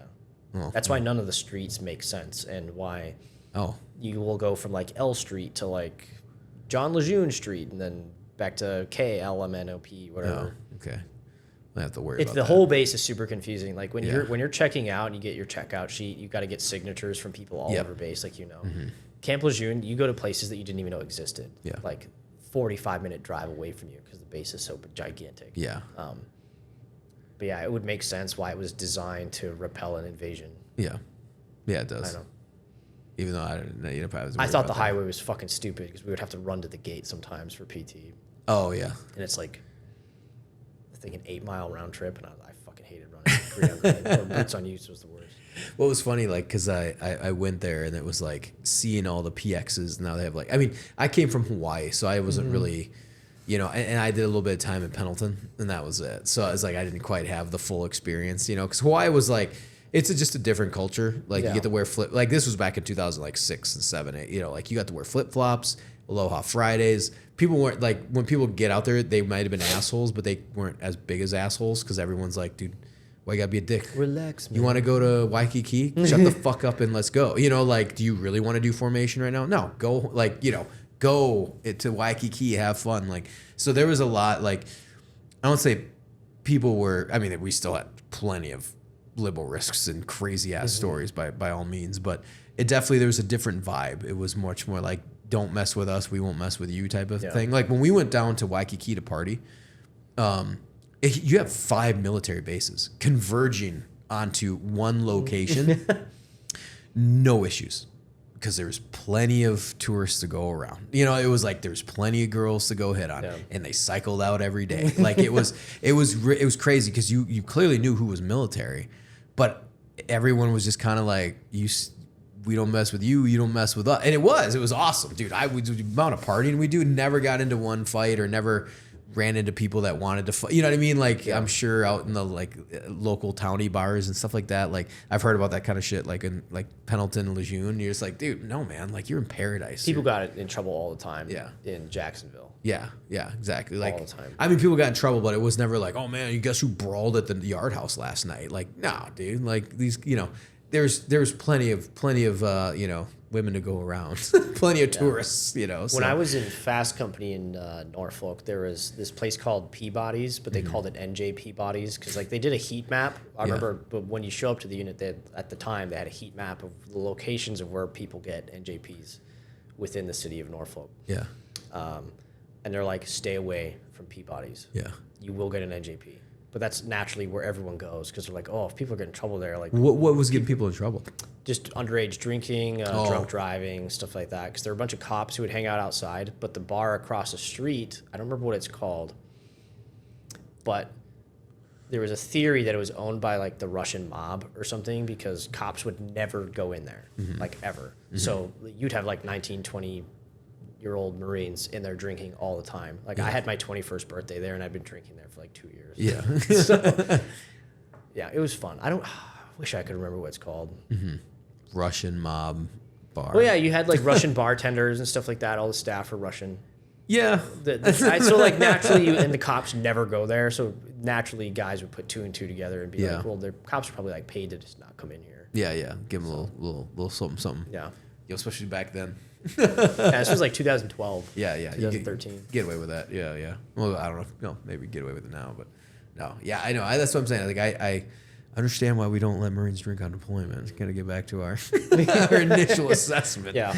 But yeah, no, actually now thinking about it, yeah, maybe we shouldn't. Yeah, maybe we should. Maybe we are pretty effective fighting force. Maybe we are. Maybe we're better for not. But because the thing that kind of was, I shouldn't say freaked me out by no means, but it was like not concerning, but you're kind of like, well, if they get killed, they get killed. Like we had the French out on the outer cordon in Usman, and they had, since they had the outer cordon, well, they would save all their beers up and then they bring them out on mission. And so they were out on the way outer cordon while we were building our fob out, and you just hear them partying.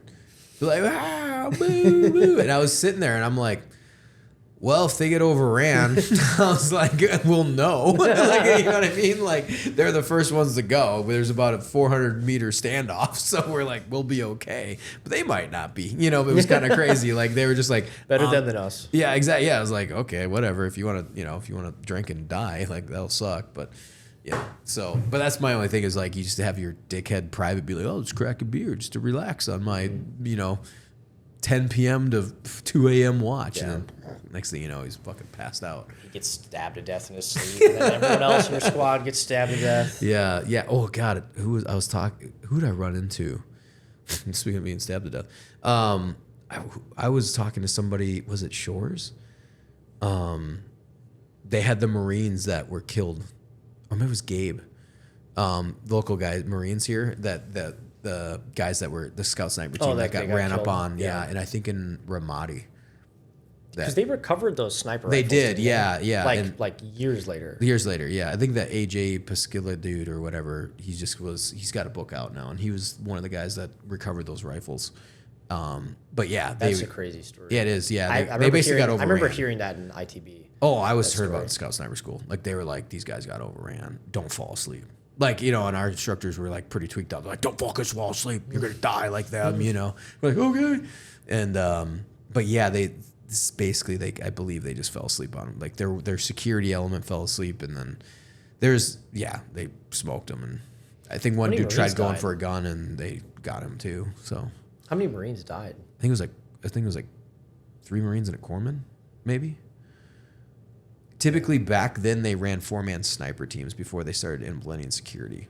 So it could have been like 2 guys on security, 2 guys on sniper position, and then they, because of that and the threat of whatever, so my second deployment, they upped the sniper teams to 6-man teams. So you had 3-man sniper element and 3-man security element. So that's just sad. Yeah.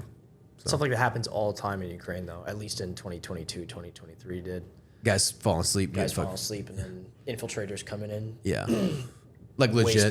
Waste the whole lot of them. Yeah. There's like tons of videos too. I've got a buddy of mine sent me a video from 2023 of them doing like a contact patrol through the woods. And they come to a clearing, and there's just like 4 Russians in sleeping bags just in the field, just asleep. And there's a No, they took them as prisoners because they're worth more as prisoners than they are dead. Okay. Because they can get traded back. Okay. Because like Ukraine is a smaller manpower pool than the Russians do. So if you can take a guy prisoner, Get your prisoner back. get your prisoners back. Like, so right now, I was talking to you earlier, Ukrainians are implementing different pay scales for different jobs at the front line. So you actually get paid more. So you get paid per kill now as an assaulter. Really? But you get paid more if you take them prisoner. Okay. So that's again like an example of an incentive to not just waste these guys and take them prisoner. How do they confirm that? Like they wearing Dead GoPros? bodies. Yeah. Oh, well, I'm saying and like then confirmation, after the fact too. Yeah. So everybody Like, kind of like, the easiest way is Russians still all carry their like military ID books. oh, so you just like, Yeah. Yeah. So like I think the 225th Brigade, the 225th battalion, I don't know what it is, 225th something. They just uploaded a video of like their week's worth of like assaults, and they just had like this trash bag just full of Russian IDs that they dumped on so the ground. insane. That's so insane. Like the scale of it sometimes is just like what they're doing. Like it's just, I don't want to say unimaginable, but you're just like, dude, what they're just the amount of work they're putting in. Yeah. Just like, Well, holy my shit. friend Baker, who I talked about, I think on our first or second time here, the guy who was fighting in the river. Oh by yeah, Kherson, yeah. He's moved east now to fight on the eastern front, and he's killed probably 20 plus or minus with rifles because he's not a drone guy. He's like a Assaulter. Assaulter, What are they special doing now? Everyone focuses on FPV. Like, I mean, they're still assaulting, but how are they They're still doing assaulting it? trenches. There's just supplemented a lot with FPVs and like drone observation. So what they're going to do now is like make sure that these positions are isolated.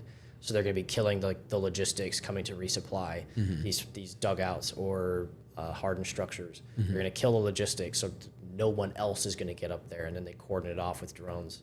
Oh, okay. Move EW into the area, and then they go assault the building or the trench or dugout or whatever, kill the guys. There's a lot of drone coverage overhead during these assaults to protect them because of the odds of enemy drones coming in are so fucking ridiculously high. Like there's a video that just came out recently of these Ukrainian, I think they were in Azov, one of the assault companies that they were doing.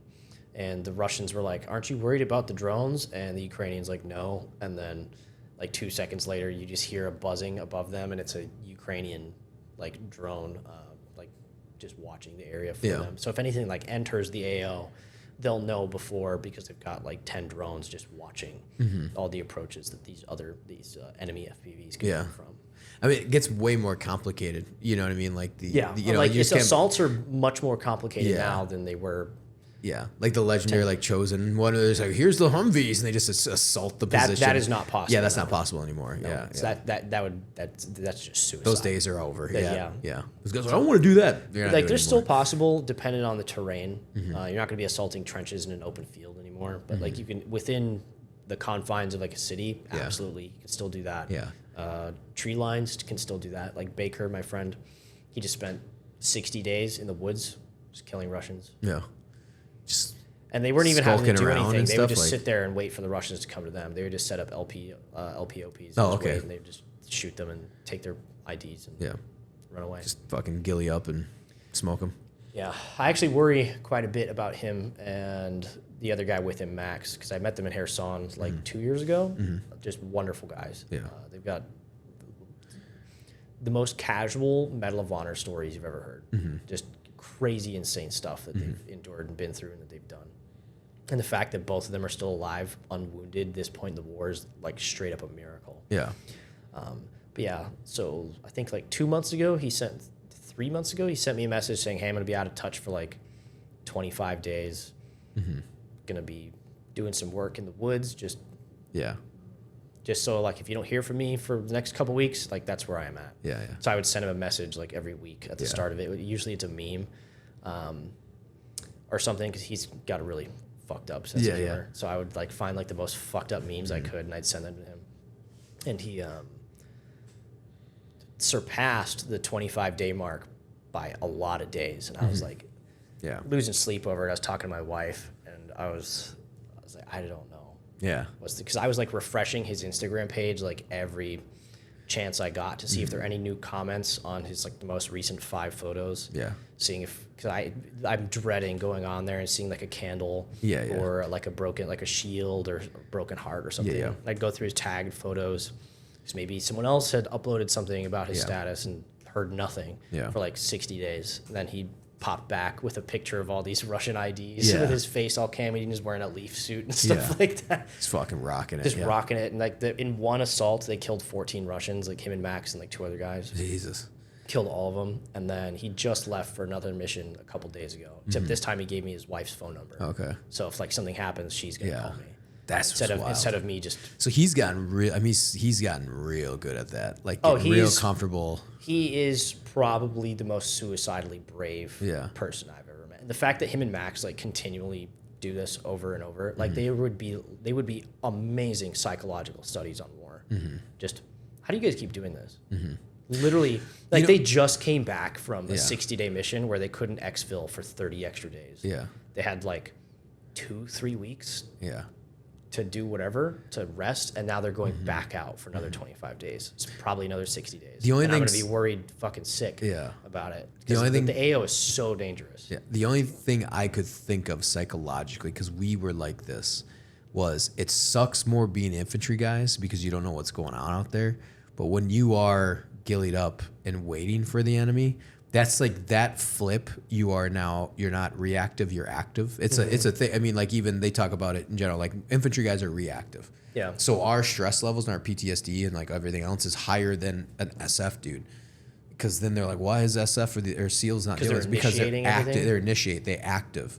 They don't have to walk around corners and get blown up. They don't have, like we're on 24/7, 7 months, 1 year. Those guys go out and do hits and they go eat ice cream, like after that. Like, so it's a different type of Yeah.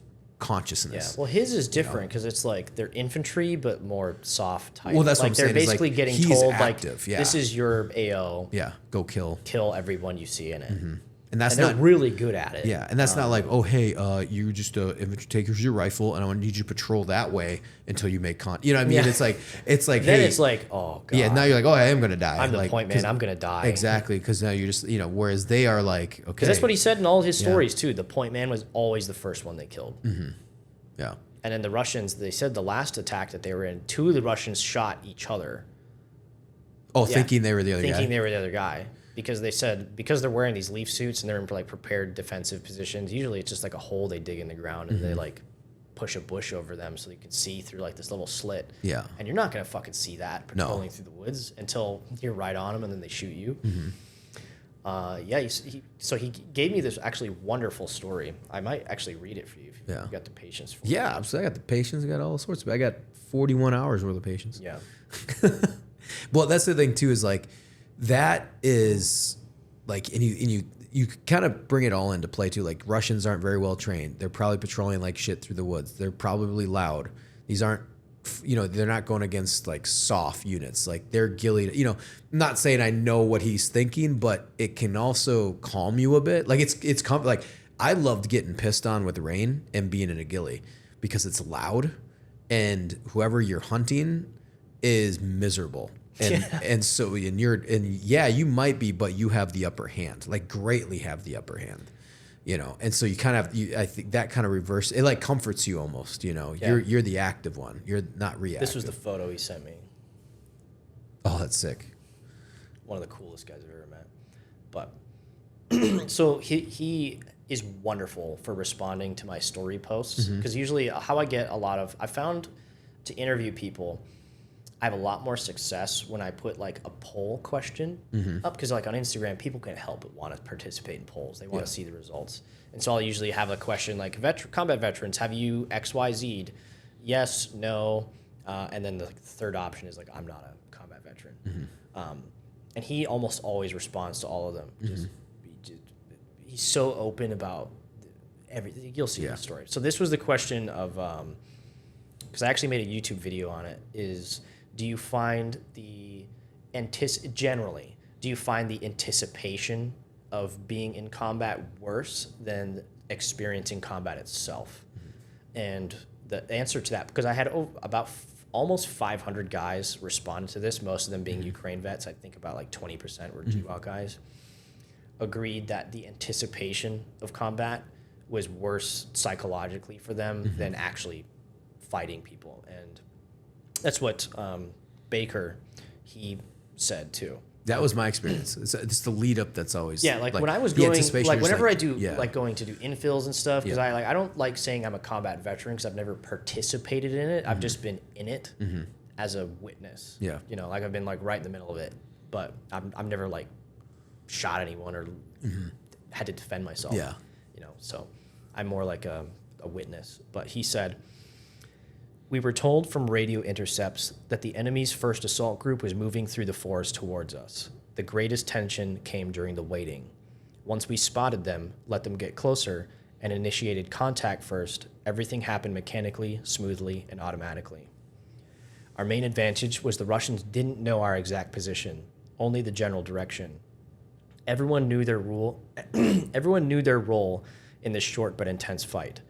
Although the Russians immediately took losses, 4 KIA in the first 10 seconds of the battle, and the remaining 3 survivors tried to fall back, we just glanced at each other from our firing positions and, with hand signals, decided to pursue and finish them all if we could. What gave us the resolve was seeing the Russians were firing chaotically in long bursts and throwing grenades, which isn't the smartest idea in a forest. We understood they still had no idea exactly where we were. Their group's vanguard had been wiped out instantly, and they only knew we were very close, but not precisely where. But still, we couldn't figure out exactly where they were now. Moving as quietly and carefully as possible, yet quickly and decisively, we closed the distance. We located them by sound, and realized that among the survivors, there were 2 heavily wounded. One had been shot by another Russian, and the second had been hit in the leg by one of us and in the stomach. The scariest part was standing up to full height to get a clear view of their position, because without cover, you instantly become an easy target. But in those moments, you see everything. It only lasts a few seconds, yet my heart was pounding as if I'd just sprinted 100 meters in full kit with a heavy backpack at maximum speed. A few quick movements, and we were already standing upright. We spotted the Russians about 20 meters away under thick bushes. They saw us too, but we were already opening fire while they were only just starting to raise their rifles. After that, it was over. The devil isn't as scary as he's painted. Nice. Yeah, that's fucking awesome. He's probably killed more people at close range than like anyone else I've ever met. Yeah, personally. Yeah. Because he was the guy I was talking about fighting in the swamps, like in the islands. And the I remember you telling me about that. Like, he was worried that if he got killed, his body would just sink and like they would never find him. So it's I remember hearing you told me about those stories. Yeah, those are wild. If you come back with us, we will meet him. He's so fucking legendary. Yeah, it's such awesome. A cool guy. And so super humble too. Yeah. Like, he's really quiet, you know, but very like kind of dry British humory type of thing. Is he British or is he? No, he's Ukrainian. He's Ukrainian, but he's got like that dry British humor. Yeah, you know? yeah. What is like, we're obviously talking about the local fighters, but what's because we were talking about a little bit before, 4 years in, man, like what's your gauge? I mean, do you talk with guys the gauge on the Western fighters, like what's going on? A lot of it's FPV, you know, like I was seeing Ryan, who we interviewed and we hung out with while we were there, and he's an Iowa boy, so it's kind of funny. Yeah. You can hear it in his voice. Oh yeah, I can hear his voice. Yeah, and he was talking about how, you know, the Foreign Legion, it's just like, it's not in shambles by any means, but like, you know, things they disbanded the Foreign Legion, correct? Yeah, it's under different brigade control or Army Corps control now. I'm not sure exactly what happened there. Yeah. And he was talking about they're trying to privatize getting guys in. He's like, that's going to be massive, you know, not failure, but basically he's like, it's going to be a disaster. And so he was talking about if guys wanted to join soft units and then being in the guard. You know, it's just like, it's just not, the Ukrainians are not utilizing the Western dudes as well as they should be. Like he was just saying, it's like, hey, if you got a guy that knows comms, put him in a comm unit. Don't put him on a trench. Or if you have, you know, he's like, a sniper, don't put the sniper in the trench run, or if you have an electrician, put him where in an FPV unit to I think if it's combat arms, Yeah. specifically in Ukraine, I don't care if you were a Navy SEAL, you were in Delta, or if you were just an 0311 like myself who never saw 2 seconds of combat in your time in the Marine Corps. I think everyone needs to spend time in trenches. Oh yeah, to understand that you're the underdog, because a lot of guys do crack after heavy shelling, after FPVs striking you. Because like I said, I read you that story earlier about that guy getting struck lightly. His building got struck only 15 times in a night with FPVs. That was a light amount. One would be enough for most people to be like, I'm done. Yeah. I tap out. I want to go home. Mom, pick me up. Fair enough. Yeah. It's fucking scary experience. I'm lucky I can leave whenever I want to. That's the best part about being a war journalist is when I get scared, I can leave. Yeah. No one can make me stay. Fuck you, Staff Son. You can't make me stay. Yeah, exactly. So I'm in the camp of thinking if you want to serve in a combat unit, you need to spend time in a dugout. Yeah. You need to experience cabs and drones and thermobaric weapons and artillery. Mostly drones and artillery, because that's where you're going to be experiencing the most. Before you can go be like, I'm going to go join SSO. I mean, like I said, I get that, but he was kind of saying but people beyond combat arms. Yes, though, I agree. Don't put the guy who logistics is really officer good should at be there. planning logistics. Yeah. Don't stick him in a trench. Yeah, that's put him what where he's he saying. can be useful. Yeah. Like if you're an 11, I get it. I knew a helicopter pilot who went because he wanted to go fix helicopters. Because that frees up a lot of dudes in Ukraine to go do whatever, Or no, he was I think he might have been an F-16 tech, some kind, something. It was something valuable. Yeah, ends up in a trench. Yeah, yeah, exactly. And that's what he was saying. Like they're just not doing well with that. Because you need to utilize the foreigners that are coming over because you're not going to have those skills. So well, again, a lot of guys are not also pitching these skills right away. Most of them are just coming and they go through their, I think it's 8 or 12 weeks of boot camp. I think it's 8 weeks of boot camp. I think boot camp now, yeah. Yeah, because you have to do it.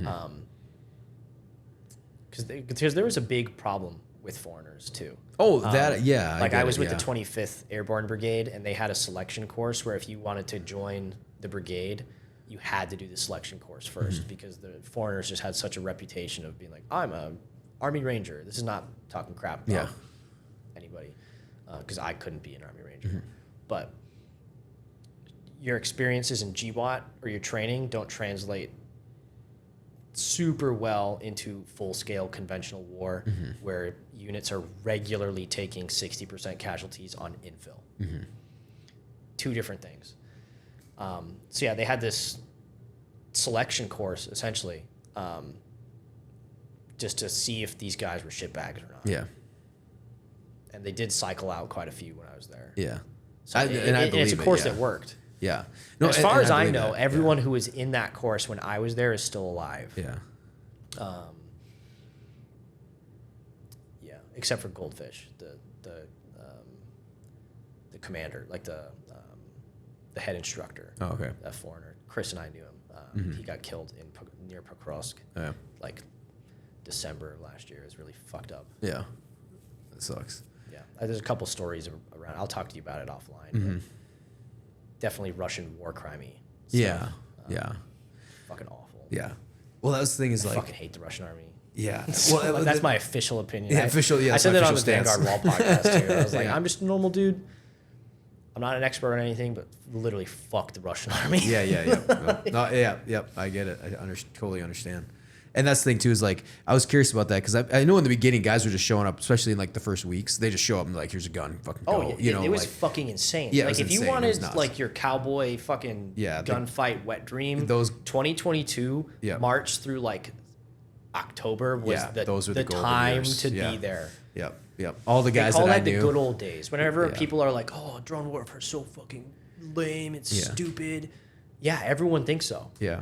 Everyone is agreeing with you. They call gunfights the good old days. There's this viral meme, not a meme, but this viral video going around now from sometime in 2022, and it's sunset in this Ukrainian trench, Yeah. And this soldier set up his phone behind him and filmed himself like looking through the parapet of his trench with the machine gun, and then off in the distance you see some flares going off, and then you hear artillery and like tons of shooting and stuff.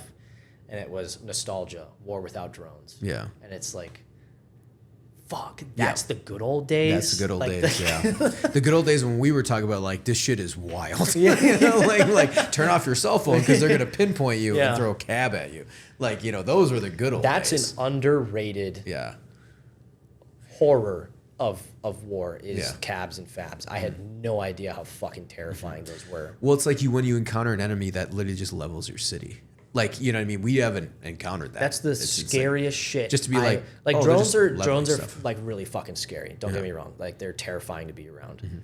But when you're in a building and you know just a close cab or fab hit is going to kill you and you hear them coming in, dude, that's like, when my AC kicks on in my basement, I still like do one of these sort of thing because it still sounds like it. It sounds like it coming because it sounds like a plane kind of coming in. It's like because you've got like 6-7 seconds from the time you can hear it to the time it hits the ground, and it's like the scariest shit ever. And they usually drop in threes too. Fuck, cabs are just awful. Yeah, they're just the worst. Well, they're saying like because they'll literally blow up an entire building. Yeah. Well, that was we were talking about the like kind of how things have changed. You know what I mean? Like foreigners coming in, the way the Ukraine's fighting, the FPV drones. You know, like things have become more stagnant. But again, though, they're still fighting. Like there's still like your buddies going out and there's like, there's doing still ambushes. plenty of gunfighting going on. It's almost, but it's not as widespread. It's not like not as widespread. You're not setting up ambushes and most soldiers on each side will not see. Yeah. Like most Ukrainian soldiers are not going to see a Russian soldier. Most Russians are not going to see a Ukrainian. Unless, of course, you're one of the fucking ballsiest men on the face of the earth and you're still in an assault battalion, then you're probably going to see him, which is honestly, that's an experience I don't want to embed with. I don't think I have the sack to go on an assault and film. Like a trench assault? I don't think Or just a building assault or something or anything, I don't think I have the sack. Yeah. That's pretty wild. Because the drones, like that's. Oh yeah, because you're salty and the drones are coming in. Because once you're in contact, you're kind of there. Yeah. They know where you are, and now it's every team in the area is getting spun up to go fucking kill you to save their friends, or not even their friends, just because Russian soldiers don't seem to like each other very much. Well, that's the thing too is like I'd like to see footage of that. Like, what does an assault look like? Is you know what I mean? And then what does it look like? Like, what are they doing? Are they going into the building? And now, what are the FPV drone counters? You know what I'm saying? Like, what are we seeing from the Mavic from the air now? Like, I'd like this because you see assaults do that. Like, oh, these guys get out and it, you know, we've seen the footage of like 3rd Brigade, 3rd Assault, you know, they have like all the drones up in the air, and so they can see the guys getting dropped off on the line, and they're, you know what I mean? Like you see the talk. Drones have completely 100%. changed war, and I don't think our own military has accepted that fact. No. Like if we went, like for example, like if we went into Iran, we did a large scale invasion, we would win, but there'd be a lot of body bags that we have to fill specifically because of drones. You think think they got the FPV?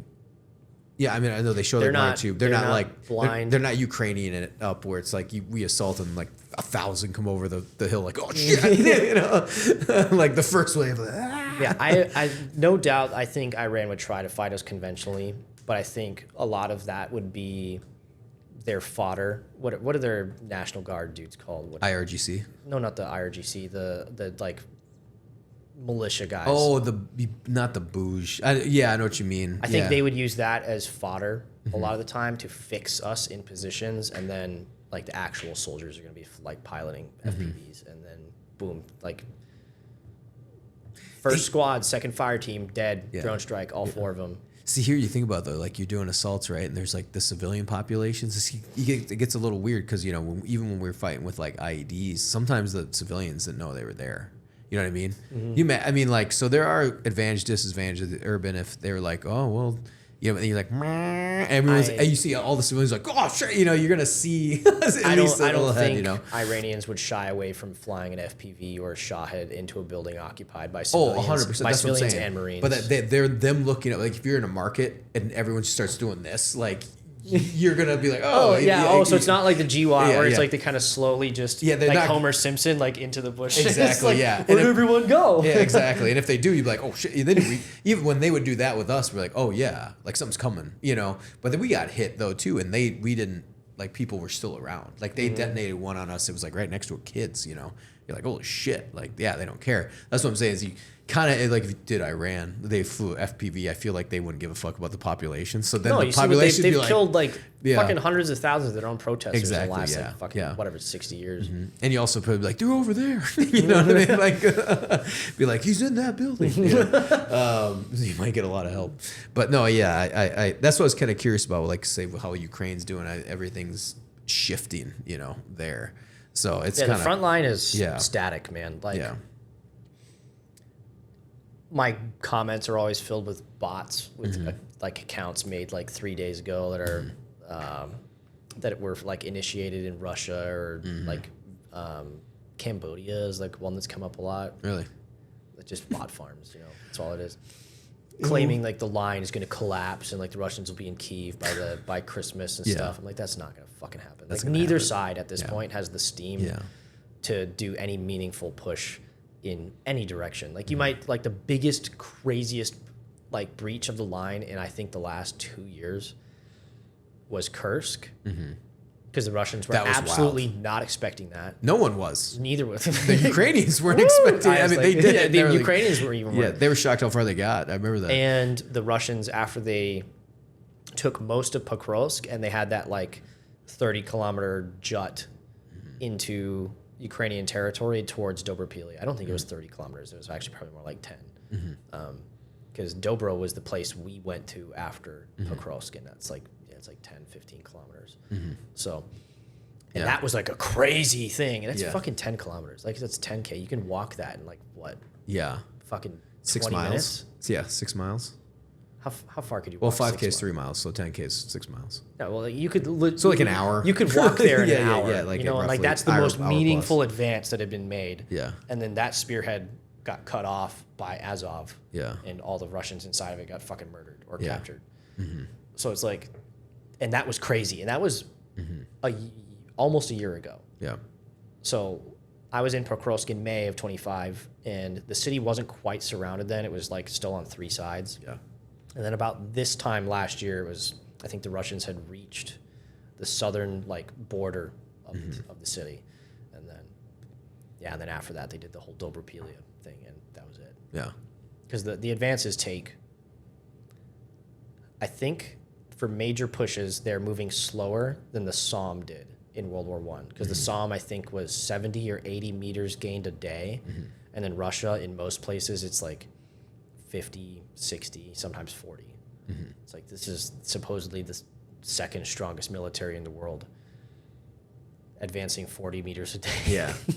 Well, they're also grabbing 25,000 North Korean troops. Yeah, and they need North Koreans a second time to come Yeah. help.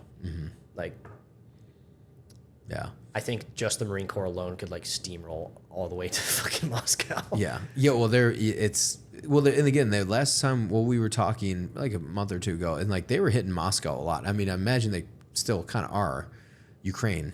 They were hitting them a lot. I mean, I imagine they're not relenting. So what they're doing now is they're trying to make civilians feel it Yeah. financially, because up until now, this has just been a war on TV for the Russians. So like, if it's not affecting them directly, they just typically don't give a fuck. You know, that's why Putin has been president for the last 100 billion years in Russia. Yeah. Like, he'll be president till he dies because his people just don't care. Because as long as they're left alone, they're happy to be little sheep and go die in his wars for him by the hundreds of thousands. Actually, I think it's almost millions now. But. So they're trying to make Russian civilians feel it, because that's how a lot of pressure was put on the Russian government during the first Chechen war. Is because thousands of these Russian mothers went and fucking protested in Moscow, like, where are our sons? You're sending them to the slaughter, blah, blah, blah. They're too young for this. That's not happening now. And there have been Russian casualties in Chechnya, I think, are 1 month in Ukraine now. So if the Russian mothers were going to protest, they would have done it a long time ago. They're not going to do it now. They just, as a society, I don't think they value life the same way people do in the West or even in Ukraine. Like Ukraine has many times offered like Yeah. ceasefires. Like, we'll stop everything, we'll talk. Russia's like, no, we're not going to do that. I'm Vladimir Putin. So they're going to make the civilians feel it by blowing up their version of Amazon. You can see that in Crimea, especially, is they're trying to isolate Crimea. Yes, isolate There's it. grocery stores empty. There's nothing in there but like canned food and like all the perishables, they're gone. Like there's nothing in there. I uploaded a video maybe a week ago of like 12 people standing around the same charger, charging their phones and their power banks because they're running out of power because there's no fuel to power these things, and they're running out of food.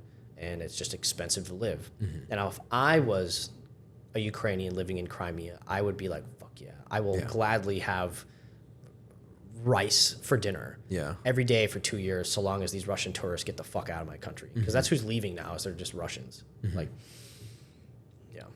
Well, it's kind of like seeing how much damage can the Ukrainians do. You know what I mean? Like hitting Russia and Crimea. And they're doing a great job. I mean, they're definitely like... They're absolutely kicking ass. Yeah, like you turning the tide of the war, you know. Magyar, I think is what his name is, or Madar. Yeah, somebody, the new general. Well, he's the commander of the army. unmanned forces. Yeah. He said he's going to turn Crimea into an island. And that's basically what they're doing. There's a video just today. So now when they're trying to bring supplies into Crimea, they do it in huge convoys, so at least something will make it through.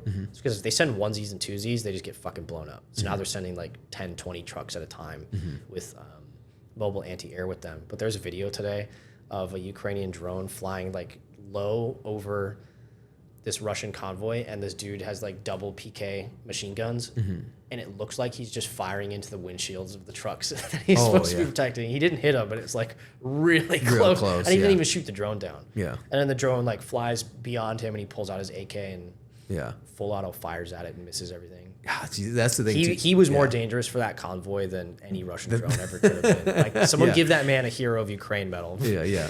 See, that's the thing too, is like you think about like, oh man, they have that anti-air, but like none of these guys are well trained.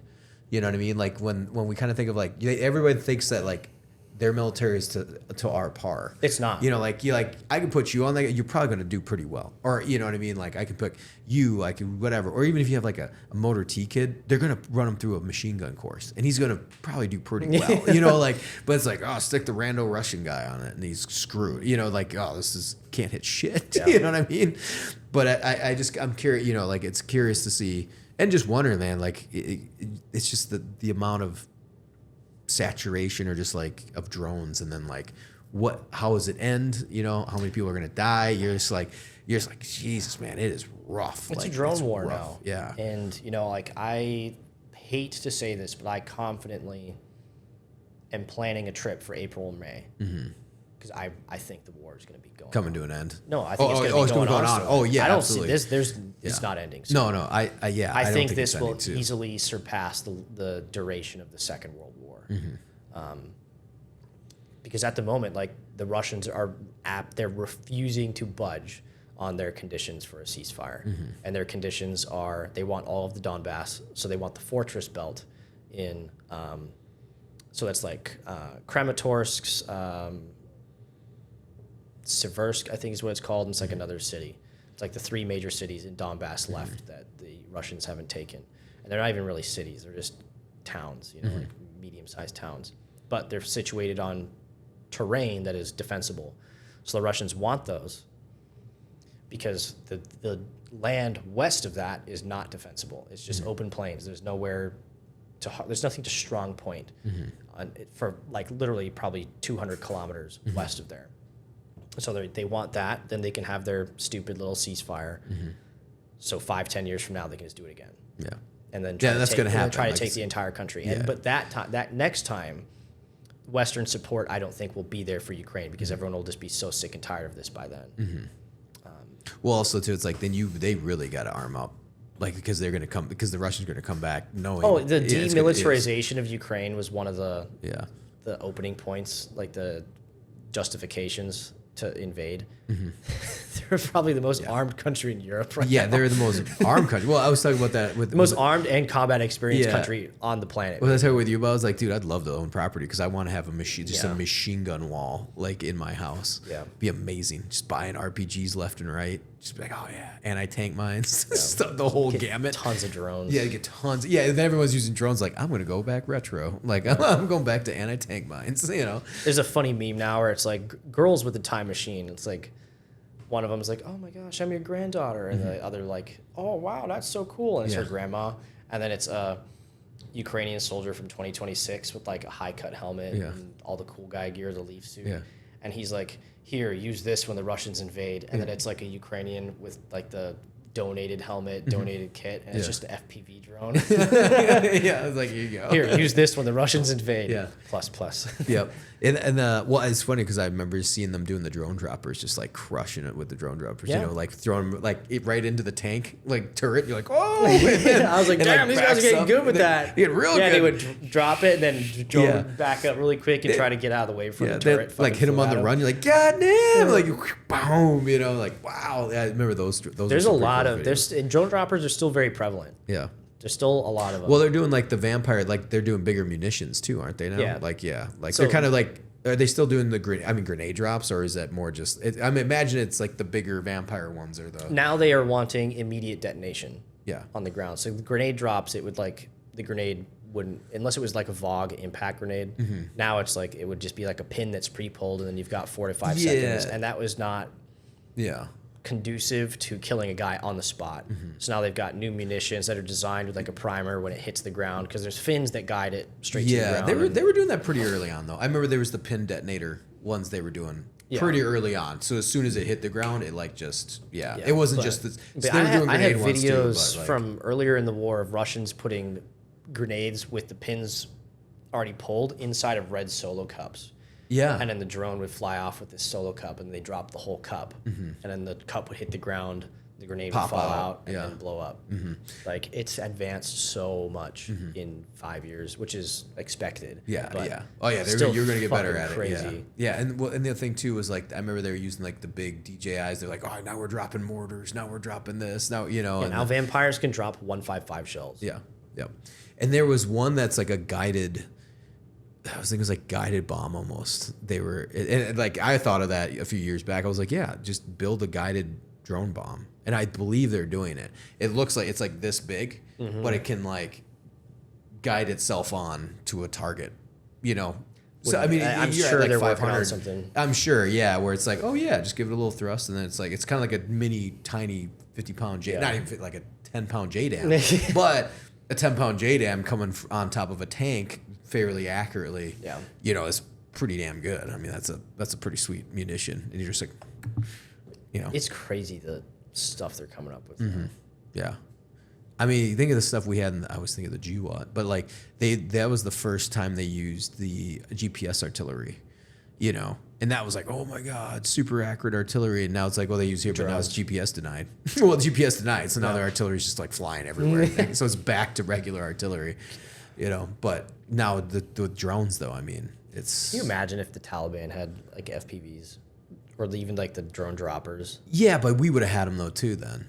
Like, you know what I mean? Like I could have like, I think back to it, and I remember this because I thought I was going to Afghanistan, but when they released the Mavic, I remember looking at the Mavic in 2016 and going, this will change warfare. Like just, and I thought we were going to head to, we ended up going to Kuwait, but I thought we were going to Afghanistan, and I was like ready to buy one to go to Afghanistan.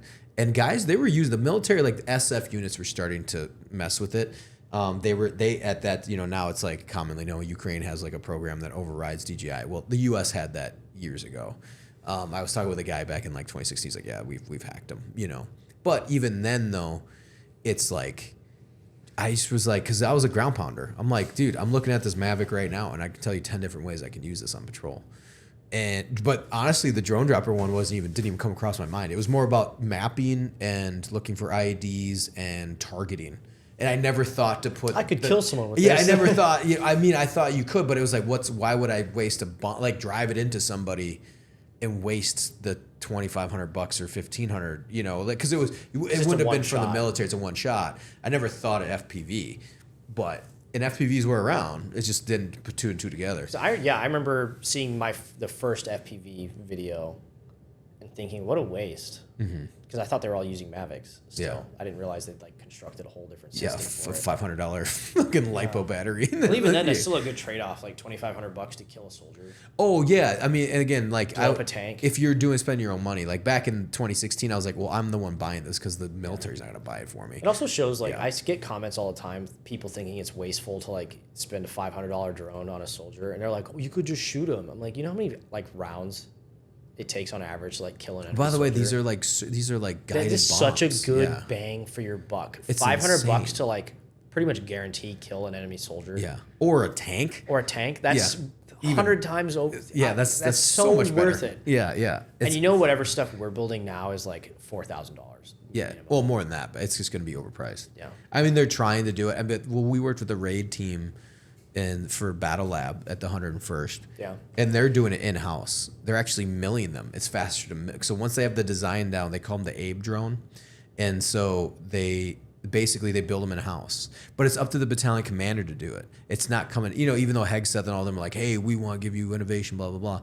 It's like, it still comes down to the battalion commander thinking it's cool or not, or it's a good call. So they're pulling their own resources to do this. And like, so they have I think it was called RAID. I can't remember what the acronym stood for, but basically they're doing it. They're like experimenting. They're trying to find ways. So at the unit level, they would be milling out their own FPV So that's the drones. cool thing about Ukraine too, is they're doing a lot of stuff at the unit level. Yeah, like a lot of exactly, yeah. tinkering, figuring stuff out. Whereas like the Marine Corps, like they never would allow that. They're No, like, no. this needs to come from like headquarters Exactly, Marine Corps. yeah. This needs to be doctrined before we use it. Yeah, and I asked him, I was like, you guys 3D printing? He goes, no, it's too slow. He goes, we're milling it. I was like, oh, that's actually way better. They take a carbon fiber thing, and he's like, it's so much faster. Because we already have the design. It's not complicated. Yeah. He goes, we have it down, and then we 3D print when we need, but we don't even do that. I mean, they do it, but he's like, so so you get the bodies, you put them together, and it's at the unit level. So you could have somebody, in the armor, in your fob building drones with parts. Granted, you still need those parts sent to you, but you don't have. They're not pre-made. You could build them as you go, in bulk. So it's pretty wild. Like it's like they're kind of getting there. I think we're still like light years behind. Because it's a different war basically every 6 months. Like there's some big change in the drones and how they work and how like units react to these. Like I think we're like easily.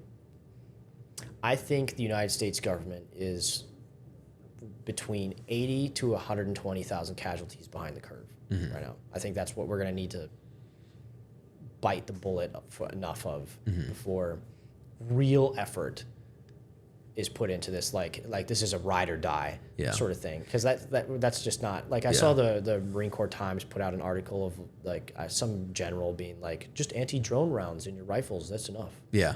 I was like, no. It's not. Yeah. Well, and the other Are you paying out these SGLIs? Yeah, exactly. Yeah, and I think though too, it's like, I hate to say it, the sad part is I don't know if we'll ever encounter it. You know what I mean? Like it's like one of those things where like this is a Ukraine's war. We're seeing it, but also like these are the same generals that avoided the drones for the last 2 years.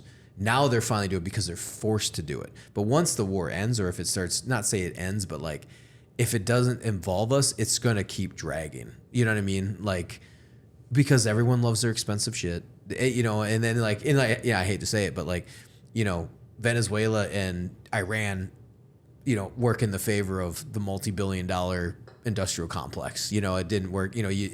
All the stuff we spent like millions of dollars per missile is, we're like, okay, like I get why we spent the money, but it's like we haven't got to the ground guy. Now, if you imagine this, I agree. If we had this in Afghanistan, it would have been like a game changer. Yeah, the Taliban might have had it, but you could be like, oh, you guys have a rifle. Why do you have FPV drone parts in your? I mean, immediately it's a drone builder. Like that's such a crazy thing to have in the north part of a valley to be like, oh, we're just really big drone enthusiasts. So like, yeah, okay, Well, I'm gonna shoot you now. Yeah, I'm gonna shoot you. Like, oh yeah, we heard cheap. Oh, you need 5 Mavics for that have thermal, and then also you have FPV drones. Like, no, like absolutely, And so, what's this glass jar doing full of nails? Yeah, exactly. Yeah. Why is there a detonator in it? Yeah, exactly. I'm a big collector. So I'm a nuts and bolts and nail collector. But I could imagine like having that stuff like in Iraq or Afghanistan. I mean, like I still think of it. I wish, and I think the military's kind of they're still not obviously not there yet by any means. But it's like, dude, you got to implement this with or without the Ukraine war. We see the tactics of this. Yeah. Like if you just take the tactic of FPBs and then just don't even put Ukraine aside. Like just put it out of your head. How do we implement them? Because this is an insanely lethal asset to have. Mm-hmm. A $500 self-propelled, basically joystick drone to every single squad. It's anti-tank, anti-building, you know what I mean? Like fly that into the room. Like we're gonna clear the building. What do? Fly the drones into the windows, blow the building, fly it into the door, blow it, and then breach. You know what I mean? Like there's gonna have to be a time, or we breached, send the drone in, talk us on what's in, and you gotta. It's all about speed. So you just have to integrate the tactics and speed. And I was like, oh, it's harder than it sounds, but it's also easier than it sounds. Yeah. It's just no one's doing it.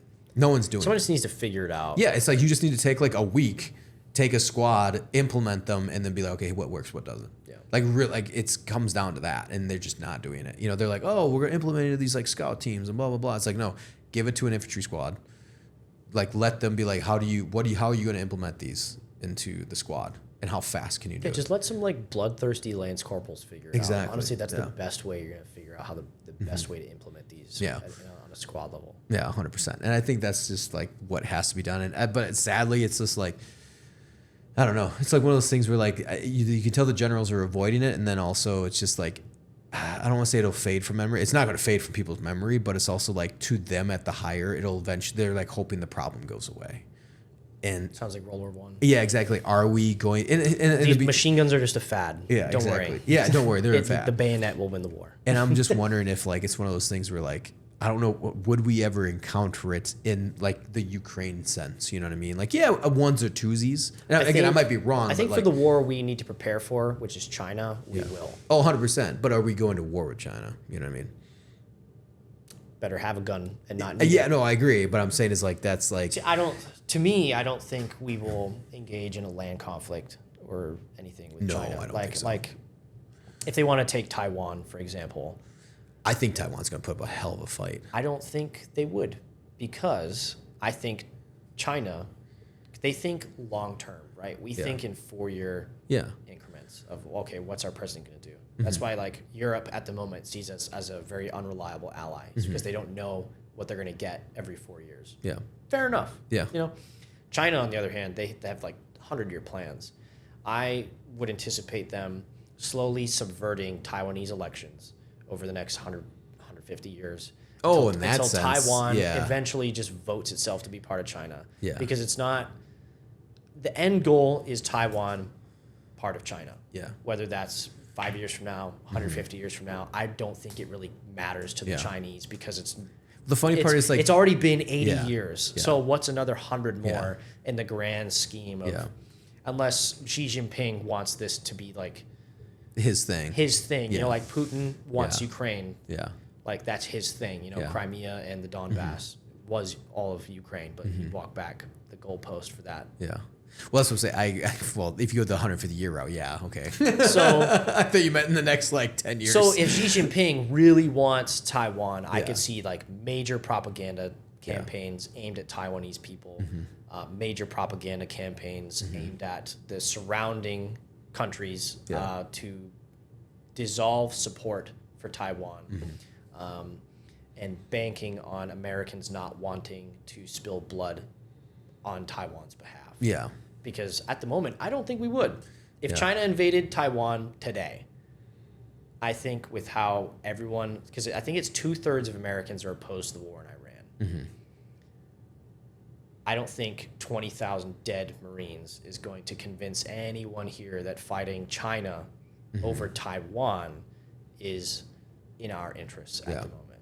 I really don't think we would nut up to go defend Taiwan. Yeah, that's a tough call. And that sucks, because we have on paper said we will, but I don't think we will, because just, again, like it's easy to be like, yeah, man, you get in a bar fight, I got your back. Yeah, it's It's different when the bar fight starts and the guy has a fucking gun. Yeah. You know, and it's like, whoa, I don't want to like die. Yeah. Because that would the fallout of that would be catastrophic for both China and us. So I think they would bank on us not intervening.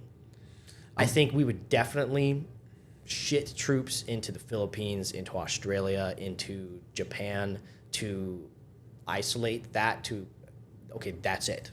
Yeah. You know, that's all you're getting, sort of thing.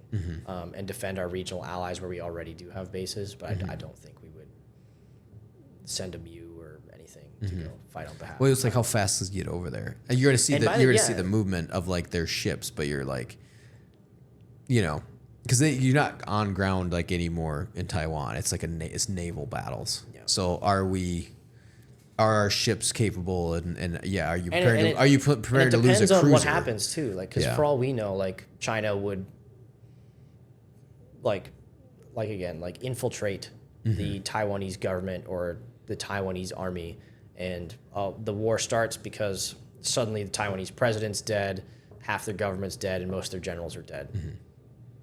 In like a sudden attack, like what the Russians tried to do in Kyiv, you know, right off the bat with all the saboteurs that they had, like the sleeper agents there. They all got found and killed, but real quick. Lots of videos for that. Lots of videos of that, I remember. But yeah, like there's tons of ways I think the Taiwan war could play out, but I more than likely picture it just subverting their elections over time. You know, hey, China's a great fucking place to be, man. You could be part of this. Well, also if China starts we really to do are that, the same people. Yeah. You know. Yeah, exactly. I agree with that too. Because I'm Chinese, you're Chinese. The amount of be people Chinese. they would lose though too. Like I mean that play. I don't think China would give a fuck. You will. I don't think they. I don't know. Man. Well, they would give a fuck in the sense of their national prestige and their reputation as military. But also, as far as like, yeah, but look at what Ukraine did to Russia though. Yeah, Russia doesn't give a fuck, right? But it also opened up that Russia's a paper tiger to the West. And that's what they don't want. Yeah, and that's what I'm saying. Like that could happen to China which is why I think Taiwan. more than likely the subversion game. of the elections is the most likely thing. Exactly. And it's the safest bet too, because Yeah. who are we to intervene in a Taiwanese election to join with the mainland China? You know, like No, I agree. That's the most likely. Most likely, I agree. Yeah, 100%. Because it's bloodless. It's bloodless, and it's literally it just takes time. It takes time. And they've proven they're patient. Yeah. Like that's the way I see it. I was thinking about this the other day. I was like, we need to get Japan back on the game, like back on the map. Japan needs to get back on the map. Japan is the fucking. They paid their dues, man. We need to bring them back. The history of Japan is so fucking. The samurai culture needs to be brought back. Most of that was propaganda, actually. I don't care. I mean, want all the propaganda. It was Japanese propaganda to like their own people. Yeah. But I don't know the whole story, and I can't really speak of this super coherently. I just know like the cliff notes. But basically, Japan was a feudal society, like isolated itself from the rest of the world. We show up on a boat, like a warship, sometime like 150 years ago, 200 years ago, and we're like, you're gonna trade with us, or we're going to be back next year, and this is going to really fucking hurt. Yeah. And so the Japanese were like, okay, well, we can't fight these guys in their giant metal boats, so we're going to have to trade with them. But we're going to get really strong while we do it. So, like, they were just pumping weights for, like, 50 years. World War I starts. They join the side of the Allies. They take some islands from the Germans. They really? No one made out of World War I better than the Japanese. Like, really? They fucking were great afterwards. The side, so in, like, the Pacific? Yeah. Really? Yeah, Germany had islands in the Pacific. Ha! I guess I didn't know that. Yep. Yeah, and they had the Sino-Japanese War. So they fought the Russians, and they absolutely fucking stomped them. Yeah. And they're the only, I think, Asian power to resist colonialism from the West and then become a colonial power themselves. And this is all in like the span of like 100 years, where these people went from basically samurai, you know, like a feudal society, to now they have the largest navy in the Pacific, and they just launched the surprise attack on Pearl Harbor, and now they own most of the Pacific. Then we drop bombs on them. Yeah. We had, and now they have anime. now they have anime. But it's it's in there. It's in there. It's in there. No, It's that's what I'm in their, saying. it's in their culture. It's like the in their Germans, DNA. right? Like that. Yeah. It's in. Yeah. You gotta wake it up. You gotta wake it up. That's why Germans are getting a little rowdy. Do you want to go to Russia again? Yeah, people are like, wait, Third time's a charm. Yeah, yeah. They're like, you want us to do what now? Like that meme, like you want us to build our army It's like back that up and go Shrek to the, meme yeah. where he's like, Yeah, exactly. Like, really?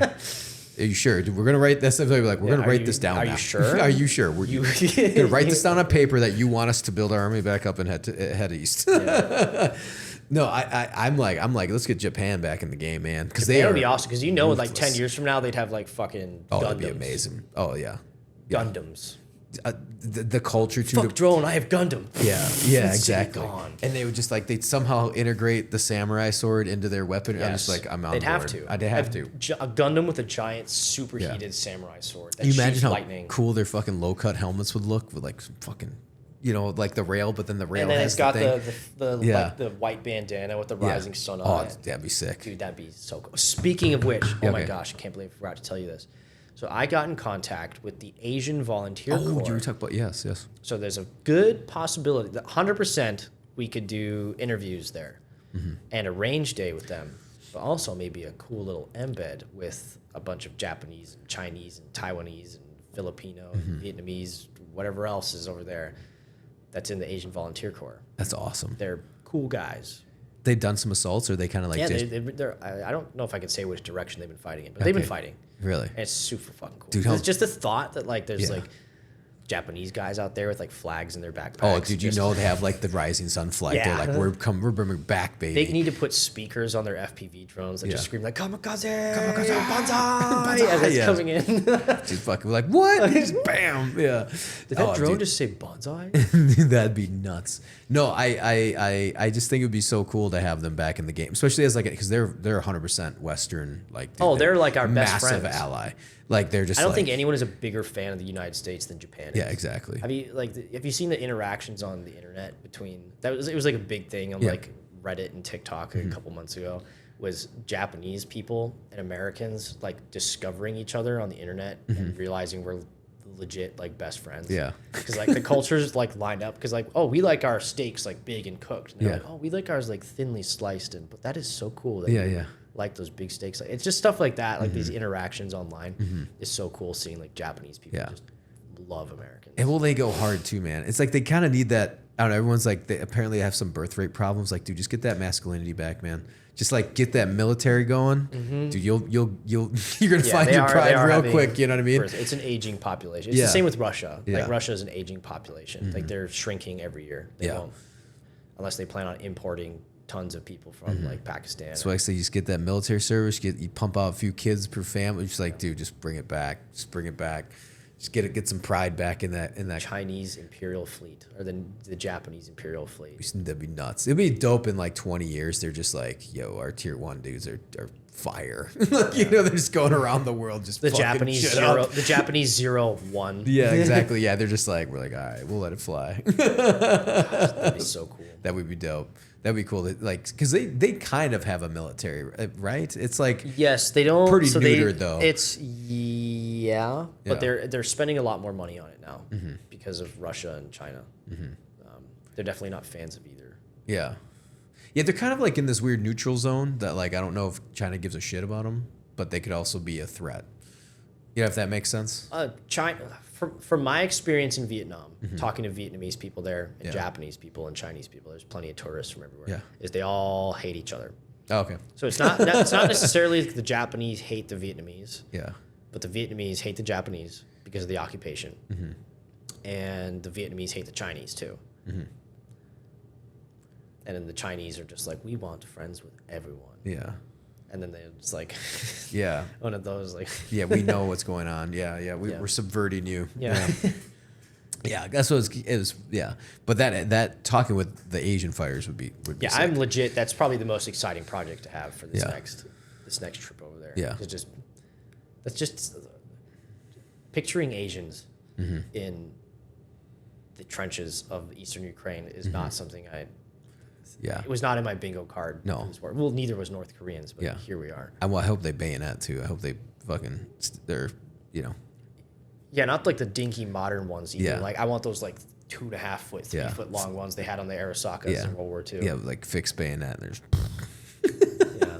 just like they put the headband on, and you're like, Jesus Christ, these guys are getting into it. Oh God, we're gonna fucking die, aren't we? Ivan? Yeah. This is gonna be rough. No, yeah, that'd be sick. That'd be awesome. Yeah, I mean, like I said, I think they're the next ones we got to build up. We pumped a bunch of money into Afghanistan. Let's pump some money back into Put some Japan. money into Japan. Let's They're just, like a genuine like good ally in Yeah. the region too. Like Like, they've like, been dude, here's $1 billion. You guys just build yourself back up again. they've been loyal. Been some loyal hoes the last 80 years. Yeah, they have been.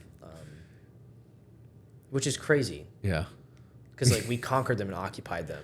Yeah. Gave them their government back, which is another thing about the United States. Like we've never conquered and occupied a country.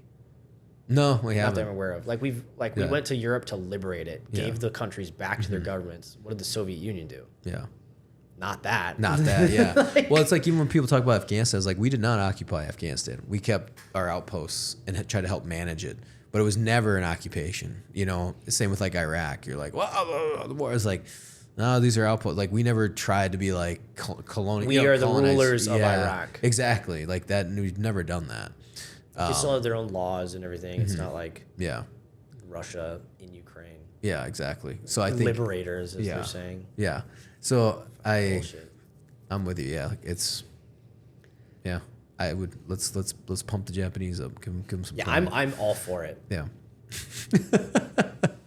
Honestly, all for it. Take whatever money we're sending to like wherever for their military. Yeah. Will be unnamed at this moment because I'll get canceled. Move it over to Japan. Yeah. That's my wish. Move it over there. Move it to Japan. Take it from this country. I think everyone knows what I'm talking about. Move it over to Japan. Move it over to them. No, and like I said, Allegedly. yeah, allegedly. And well, that's kind of crazy. I mean, even seeing parts of Japan too look awesome to visit. And I want to go so yeah, bad. Yeah. Like after vacationing in Vietnam for my honeymoon, I was like, this is fucking Yeah. awesome. I told the man, I was like, we should, and she wants to go. And I'm like, you should yeah. legit go to, if I could recommend one country people visit, specifically Americans, go to Vietnam because it's like culturally it's like the moon to us. Like, it's so opposite in so many ways and it's so amazing. And Yeah. It's super cheap. That's awesome. Crazy cheap. Like Yeah. you could live like an emperor there. I know that's why it's like we never now got to Thailand was It's what just we wanted to do. super but hot Yeah. and humid. Like we went during the cold part of the year and like I couldn't be outside from like 10 o'clock till 2 because Oh, the it's so hot. UV was like fucking 12. Yeah. I'm like, I'm gonna die. No, I agree. Well, speaking of other countries and colonialism, This is about to take a turn. I can feel it. Africa. Oh God. I don't think we've ever talked about you being South African. So for people who don't know, I was born in South Africa. My father is Bulgarian. My mother is South African of French descent. I was an oopsie baby. My birthday is in September, like exactly 9 months after New Year's. So I was definitely an oopsie baby. I was adopted the day I was born, spent the first couple of years of my life in South Africa. Then apartheid fell apart. There's a lot of racial violence. So my family won green cards in a lottery, moved to the United States. What year was that? 1995 is when we moved. Oh, okay. So I'm an American. Like, Yeah. when people are like, oh, Yeah. what are you? I'm an American. How old were you when you showed up? Like 2. Oh, so you don't like remember? I remember a couple things. A couple of things. I Okay. remember falling in a duck pond vividly. Actually, I remember my mom saying, don't get too close to the water or something like that. And then I remember this guy handing me a piece of bread, some random guy. Yeah. And I tried to place the bread in the water, but I fell in. Okay. And then the next thing I remember is these ducks like right in my face. Oh, so you like stood up when you were? Yeah, I was like in the water. Yeah. Like I fell completely in. And then I remember going down a slide at a park near our house without a shirt on in Africa in the summer, and it was a metal slide. So I remember that. Yeah. So I Yeah. remember Yeah. that's basically all I remember. Okay. And then I remember crying because my mom bought the wrong milk. Okay. Something. Like we liked the ones with the red top and she bought the one with the green top or something. Yeah. I remember it's it's crazy Weird. what your brain chooses to Yeah. remember, but I remember those 3 things from South Africa. But yeah. I think the current government has just run that place into a shithole. I have zero desire to return. I remember being in Djibouti with the Marine Corps, and everyone knew I was like from South Africa. And so some media team with, I think, the Navy came to like talk to us about the training, and then they're like, "Oh, you're from Africa." And I was like, "I'm from South Africa. I'm from South Africa." Yeah.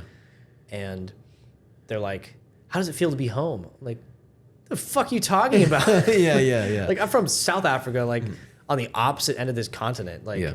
Not the that's same. like that's like me telling like someone from Spain while they're vacationing in Russia, like, how does it feel to be home? Yeah. Like, Yeah, this is not the this same. is not the same fucking thing. Yeah. That's crazy. Yeah, I don't really care Yeah. what's going on in Africa because I have no. Well, we talked about like Rhodesia, the Bush War. I mean, you've read into that. Like, I always want to know. I care more about its history, but like as far as like South Africa now, like the whole place could burn down. I wouldn't yeah. care. Well, I think a lot of Like if people we went to feel that war way. with South Africa, I'd eagerly rejoin the Marine Corps. Yeah, take it back. No, and that's the thing is like they're talking And it's about not me being like, oh, it's because like the native Africans are ruling over the country. No, that's not the issue I have. The issue I have is whoever's in power ran the country into the fucking ground. That's the problem I've got. Yeah, and that's crazy. Like hearing the history of like the South. I mean, like I want to do like a deeper dive to like because I hear bits and pieces all the time. Yeah. And it's always like trying to figure out It's an interesting what the like what country because it's such a huge continent and there's so many other. I mean, people don't know that Egypt is like Africa. Yeah. That's North Africa. Yeah, my wife didn't know that. Yeah, exactly. Like I was like, know Egypt's an that, African country. Even I know that, and I still forget it. Like I was like, oh, that's like North Africa. Culturally, I consider them more Middle Eastern. Well, exactly. Everybody thinks that, well, they're Arabs, but like they're like they consider them Arabs or Unless Middle you ask East. History Channel. Yeah. Or Netflix. Yeah. And that's what I'm saying is like they're, Africa. It's Africa, but it's not Africa. It's not the same. And you go to like Morocco or Libya and all these other places. Like even like Spain. I'm like, oh, no, Spain's Europe. No. Spain's European. Yeah, Spain's European. Sorry, because Morocco's across the strait. Sorry, but yeah, you're like, oh man, like I'm just trying to, you like try to wrap your head and you go down to like, well, Congo is the same part as Kenya, and then Somalia is like it's such a weird thing. It's hard to like place it. And then you think a of huge continent. yeah, and you think of South Africa, and you're like, oh, South Africa, like the Rhodesia or not Rhodesia, but you know what I mean, like Rhodesia War, Bush War. So it's like it's such a crazy Zimbabwe now. Yeah, Zimbabwe, and like I remember watching some YouTube videos on the Rhodesian War and like trying to understand it. It's hard. Yeah, it's hard to like wrap your mind because it has to do with like all communism and yeah, like it's similar to Yeah. me to the like the breakup of Yugoslavia and like the series of wars that followed that with like Bosnia and Serbia and Croatia and all those other places. It's really hard to comprehend it, I think, if you're not from that area. Yeah, it like because doesn't there's so make many sense. ethnic groups Yeah. who don't like each other that are in these different countries, but they were one country. It's kind of hard to like yeah, wrap your head especially around. for me to like coherently speak about because there's so many like different dots you got to connect. But it's a beautiful place. I remember seeing pictures of like Bosnia and Serbia and stuff and thinking, how could anyone want to fight a war here where you live in such like a Garden of Eden? This place is gorgeous. Yeah. That's like Ukraine. Like that's a pretty gorgeous place too. You're like, It's all right. It looks I like think it's- South Dakota. well, yeah, but it's Depends pretty, where- it's pretty depends dope, where though. you are. It's better than fucking Iraq. That's true. Better than that. That's true. Even Afghanistan parts are like, oh, this place is a shithole. But there's other parts of Afghanistan you're like, oh, it's amazing. I've heard the Korengal is like actually really pretty. Oh, it's gorgeous. Although the Korengal, Pesh, like even where I was at Uzbin, like Alisay Valley, because they become more lush. They're like green, mountainous. They become more lush. And when you start getting up that way, it starts becoming much more like vegetated. The like where I was at, the vegetation was starting like in the mountains, and then it was like it like goes even more east and north, and it gets I had real a lot vegetated. of friends serve in Helmand, and they would show me pictures of their deployment, and it would just be like cracked dirt Yes, for yeah. as far as they could see. And there's mountains down there, but that's bro, not like that it looks was like where we fucking were. hell on earth. Yeah. Like, Yeah. I couldn't imagine spending fucking 9 months there. I know, and they and that's the thing is like they also had like the mountains, but they were different. They're like a different type of forest. It's not like I got pictures of mountains where we were like you are in the mountains constantly fighting. It's a completely different. We didn't worry about. I didn't get hit with one IED in 10 months in Afghanistan, not once. We found a few caches of things, but like not once we got hit with an IED. And they're not saying there wasn't a threat. It just depends on what valley you were in. Yeah. You go to another valley, dude, they were hitting him like every day. So it was just a different game, you know. But yeah, it's gorgeous depending on where you were at. But yeah, South Africa's gorgeous though, isn't it? I wouldn't know. I don't know. I wouldn't know. Don't care. I'd bring up because the first time I had you on, like the next morning, you're like, "Yeah, I'm South Africa." I was like, "What? Yeah. And we didn't talk about that at all." Like, you know, so I was like, Yeah, I got to bring it up on one of the. I don't think we brought it up the second time. Because even I don't care. Yeah, You know, yeah. like, I don't care to bring it up. Cause Well, it's not like you have like the accent. the accent and stuff. I did like when I was younger. Ebre or whatever. Does your mom still have it? Yeah. She have Very it? deep. Very deep. Oh, really? Same Okay. with my grandma. Oh, okay. Very deep accents. And my dad, he's got an English accent though. But my Okay. mom and grandma have very deep South African accents. And then certain words will pop up still every now and then. Because they were the only people I spoke to for like the first 4 years of my life. Yeah. And then I don't know if they speak Afrikaans. I know my grandma does. My mom will occasionally swear in Afrikaans. Yeah. But I don't. I spoke a little. I spoke like broken Afrikaans as a kid. Yeah. But Do you have dual passports then? no, I'm an American citizen. No, I know you're American citizen, but do you have dual passport even from like because you were born in South Africa? No. Oh, okay. 'Cause I know some people do that. They'll have like. No, I actually had to write a letter to John Thune, my state senator at the time, to speed along my citizenship so I could join the Marine Corps. Oh, so when were you fully like naturalized then, or like? 2011. Okay, so it was actually like you were in your teens when you. Yeah, I was like 17 No shit. Okay. when I was naturalized. Okay. Yeah, I remember. Yeah, this dude like had an interview, and he was like, if I had allegiance to other countries and stuff, I was like, do you hear me speaking? Like I'm an American. Yeah, yeah. I lived here practically my whole life. Yeah, I think they did that with like the tops. Some of the other clearances though, they would ask you that type of stuff. Yeah, so And it's just like a common question. I was unable to get a top secret clearance because I disclosed that my biological father was a communist in the Navy in Bulgaria. That was it. Now you can just be open communist. Now you can run for office. Yeah, now I can run for office. But yeah, so I didn't get a top secret, but I did get okay. a secret clearance. Yeah. Well, I don't know if you needed TS. Did you? What you guys were doing? What made the nuclear sites? Because we were handling. So like if we had to go into an embassy, you needed a TS to handle these documents. But I just got a secret clearance. Oh, okay. So I was still fine. Yeah. It was just a bunch of guys still went and got their top secret. We had a crazy backwards way of doing it, where it's like we went onto a black site in Pakistan where no one knew we existed with a secret. But if you went to Afghanistan on JBAD, where everyone saw the Predator drones fly in and then go into this base, you needed a top secret. So it's like everyone knows where you are. I even ran past it in my first contract. I would do runs around JBAD. And that was like, oh, these are the Blackwater guys. Because they were like, it would land on the main strip that everyone landed on. So like your plane would come into JBAD, or I'm pretty sure it was JBAD, come on in, and then they would land the Predator drone, and then it would go in, and they'd have to block the traffic in the road, the running road, and basically it was like a road. And they would block it. The Predator would go into this area, and then they would like close it. That's what, and everyone saw that. No one saw anything. Yeah, no one saw anything. It's like, okay, yeah. So you need a TS for that, which I got a top secret OGA. Never used it, but I ended up getting it. But then for us to go to like the black site in Pakistan, I was like, oh, here's a secret clearance. Here's your interim secret clearance. It was like, okay, this makes no sense whatsoever. But yeah. So, all right, bro. That's 2 hours. 2.5 hours. Has it been 2.5 hours? 2.5 hours, yeah. Let's talk about. Well, I mean, we could plug Zero Line Dispatch. What are you doing now? You are fully. So diving now in. I'm a free man. I Yep. quit my job like 2 weeks ago. Before this, I was working as a registered behavior technician. So I was basically working with little kids on the autism spectrum between the ages of like 3 and 6. Most of the kids I worked with were like 3 or 4 years old. Yeah. I like the little ones a little more. They're just more fun. Yeah. Like I don't know why. Like Yeah. it's fun to like watch Bluey with them and hell yeah. teach them words. Like when they're that young, their minds are really like moldable. So I got 2 to 5-year-old. Like, it's Yeah. fucking awesome. yeah, like I was having fun like playing games. Yeah, with your Finn. daughter in the car Yeah. earlier. Like reminded me of work actually. But yeah, I quit that job so I could pursue war journalism full time. And so I've started Zero Line Dispatch as a more professional sounding B&B because it turns out it's actually pretty hard to get press passes in other countries when Battles and Beers references alcohol. They just don't take you seriously, which is fine because B&B originally started as a failed podcast like 8 years ago now. So that's how long I've been doing this. 8 years.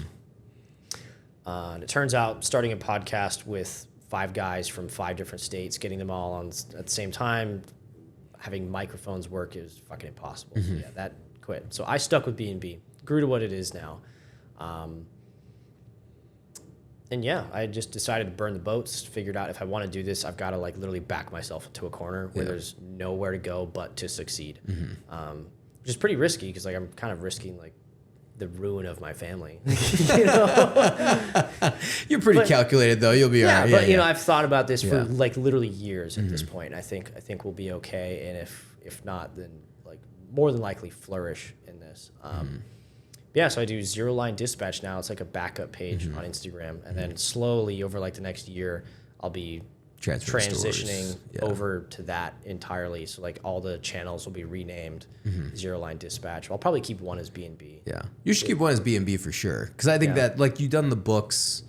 I don't know. It's kind of classic now too. Like it's like I get why you did it, but it's like really part of at the least ether. when I'm like presenting as a professional, I'll probably present under Zero Line Dispatch. But as far as like my internet, because like everyone knows who you are. Yeah, talking shit to the Russian bots in the comments, which is I love it. Like every time they're like, just don't talk to him. I'm like, no, I need to feed. Yeah, like because my buddies are like, I was like, have Nick over.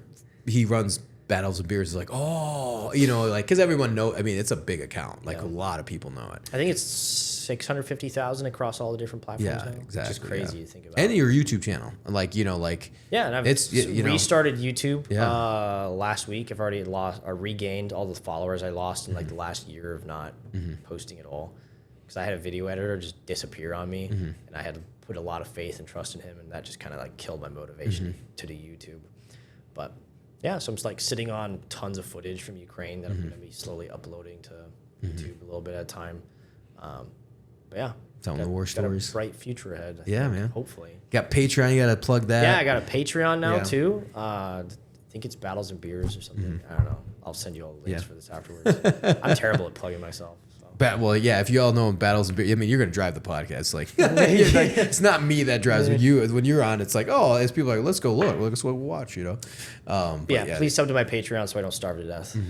Yeah, do that. Also sub to mine. I also sub to Ethan. Actually, sub to mine. Sub to this channel. There's actually 3 ways you can sub: Spotify, this channel, and Patreon. Either way, or all 3. That'd be much appreciated. So I'm at 12. So I got a solid $20 coming my way. It grows. No, I know. That's the thing. Like social media. Like I tell people all the time. Like a ton of people quit right off the bat. So like my friend, I played DayZ with.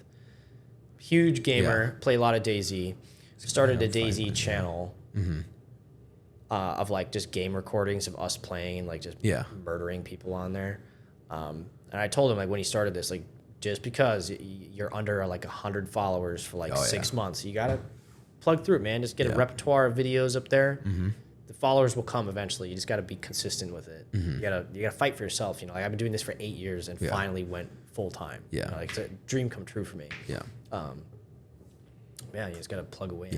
I think it's tough, especially because I'm in the podcast space. So like I get it, and I'm only a year and a half. Like, and I'm like, you're probably in like the top 2%. Yeah. Because people stick with it too. Because they stop or they, whatever. Oh, that's the thing. People are like, they do 10 and they're like, oh, no, I don't have 1 million subscribers yet, and they just quit. And that's the thing too. Is and then I'm at a year and a half, and I'm like, and you always want to improve your position. That's like redoing the studio, but also like, you look at the big guys and you're like, holy shit, man, like they didn't catch on till like 5 years in, 7. And honestly, it's like 5 years in. And then they escalate. Now that it's been 7, 8 years. Because you think about it, like everyone thinks it's like, a few years ago, like Rogan's been around for forever. For 16 like years now. Like 16, I think he started in 2010.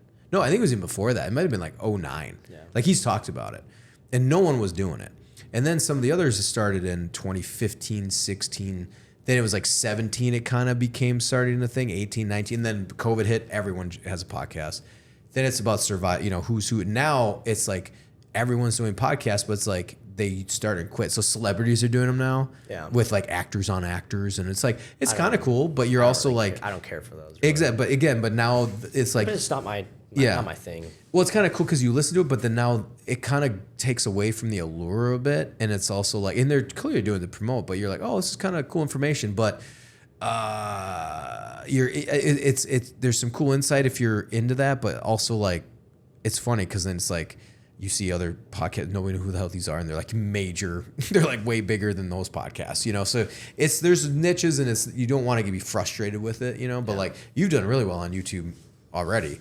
I mean, say or if you've been I doing get it, you know.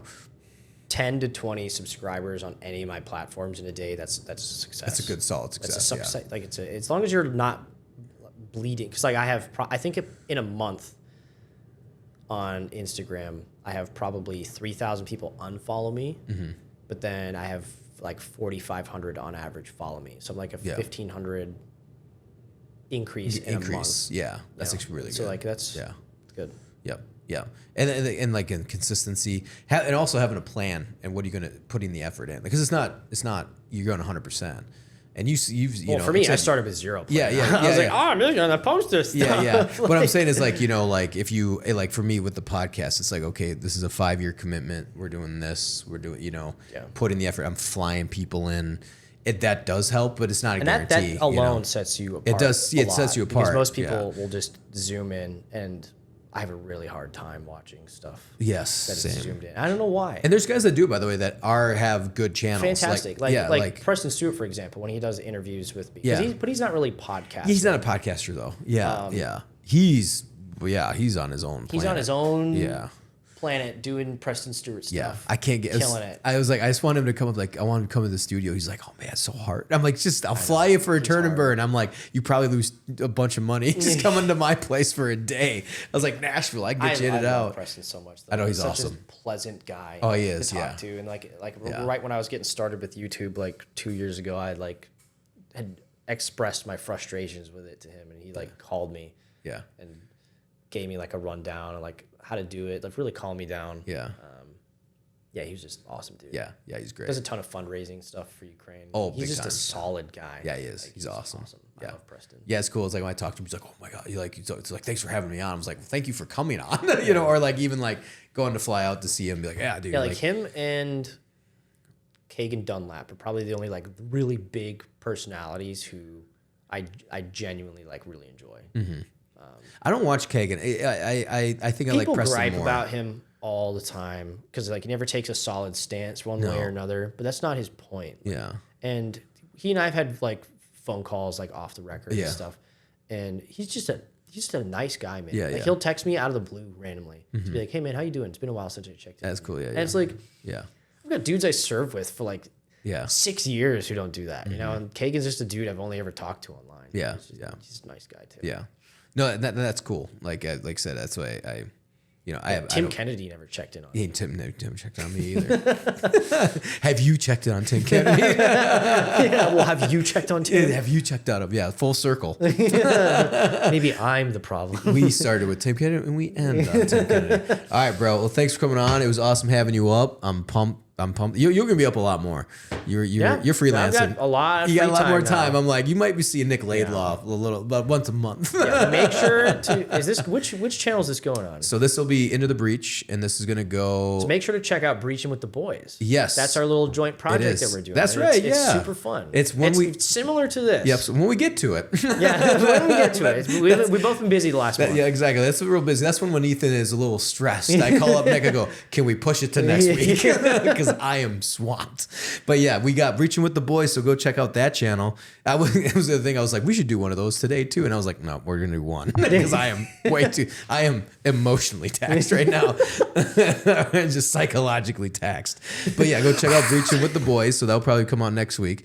But then this one will be out in 2 weeks because we had one launch. We had a fun UAP episode launch yesterday, so go check that out. UFOs, Afghan vet.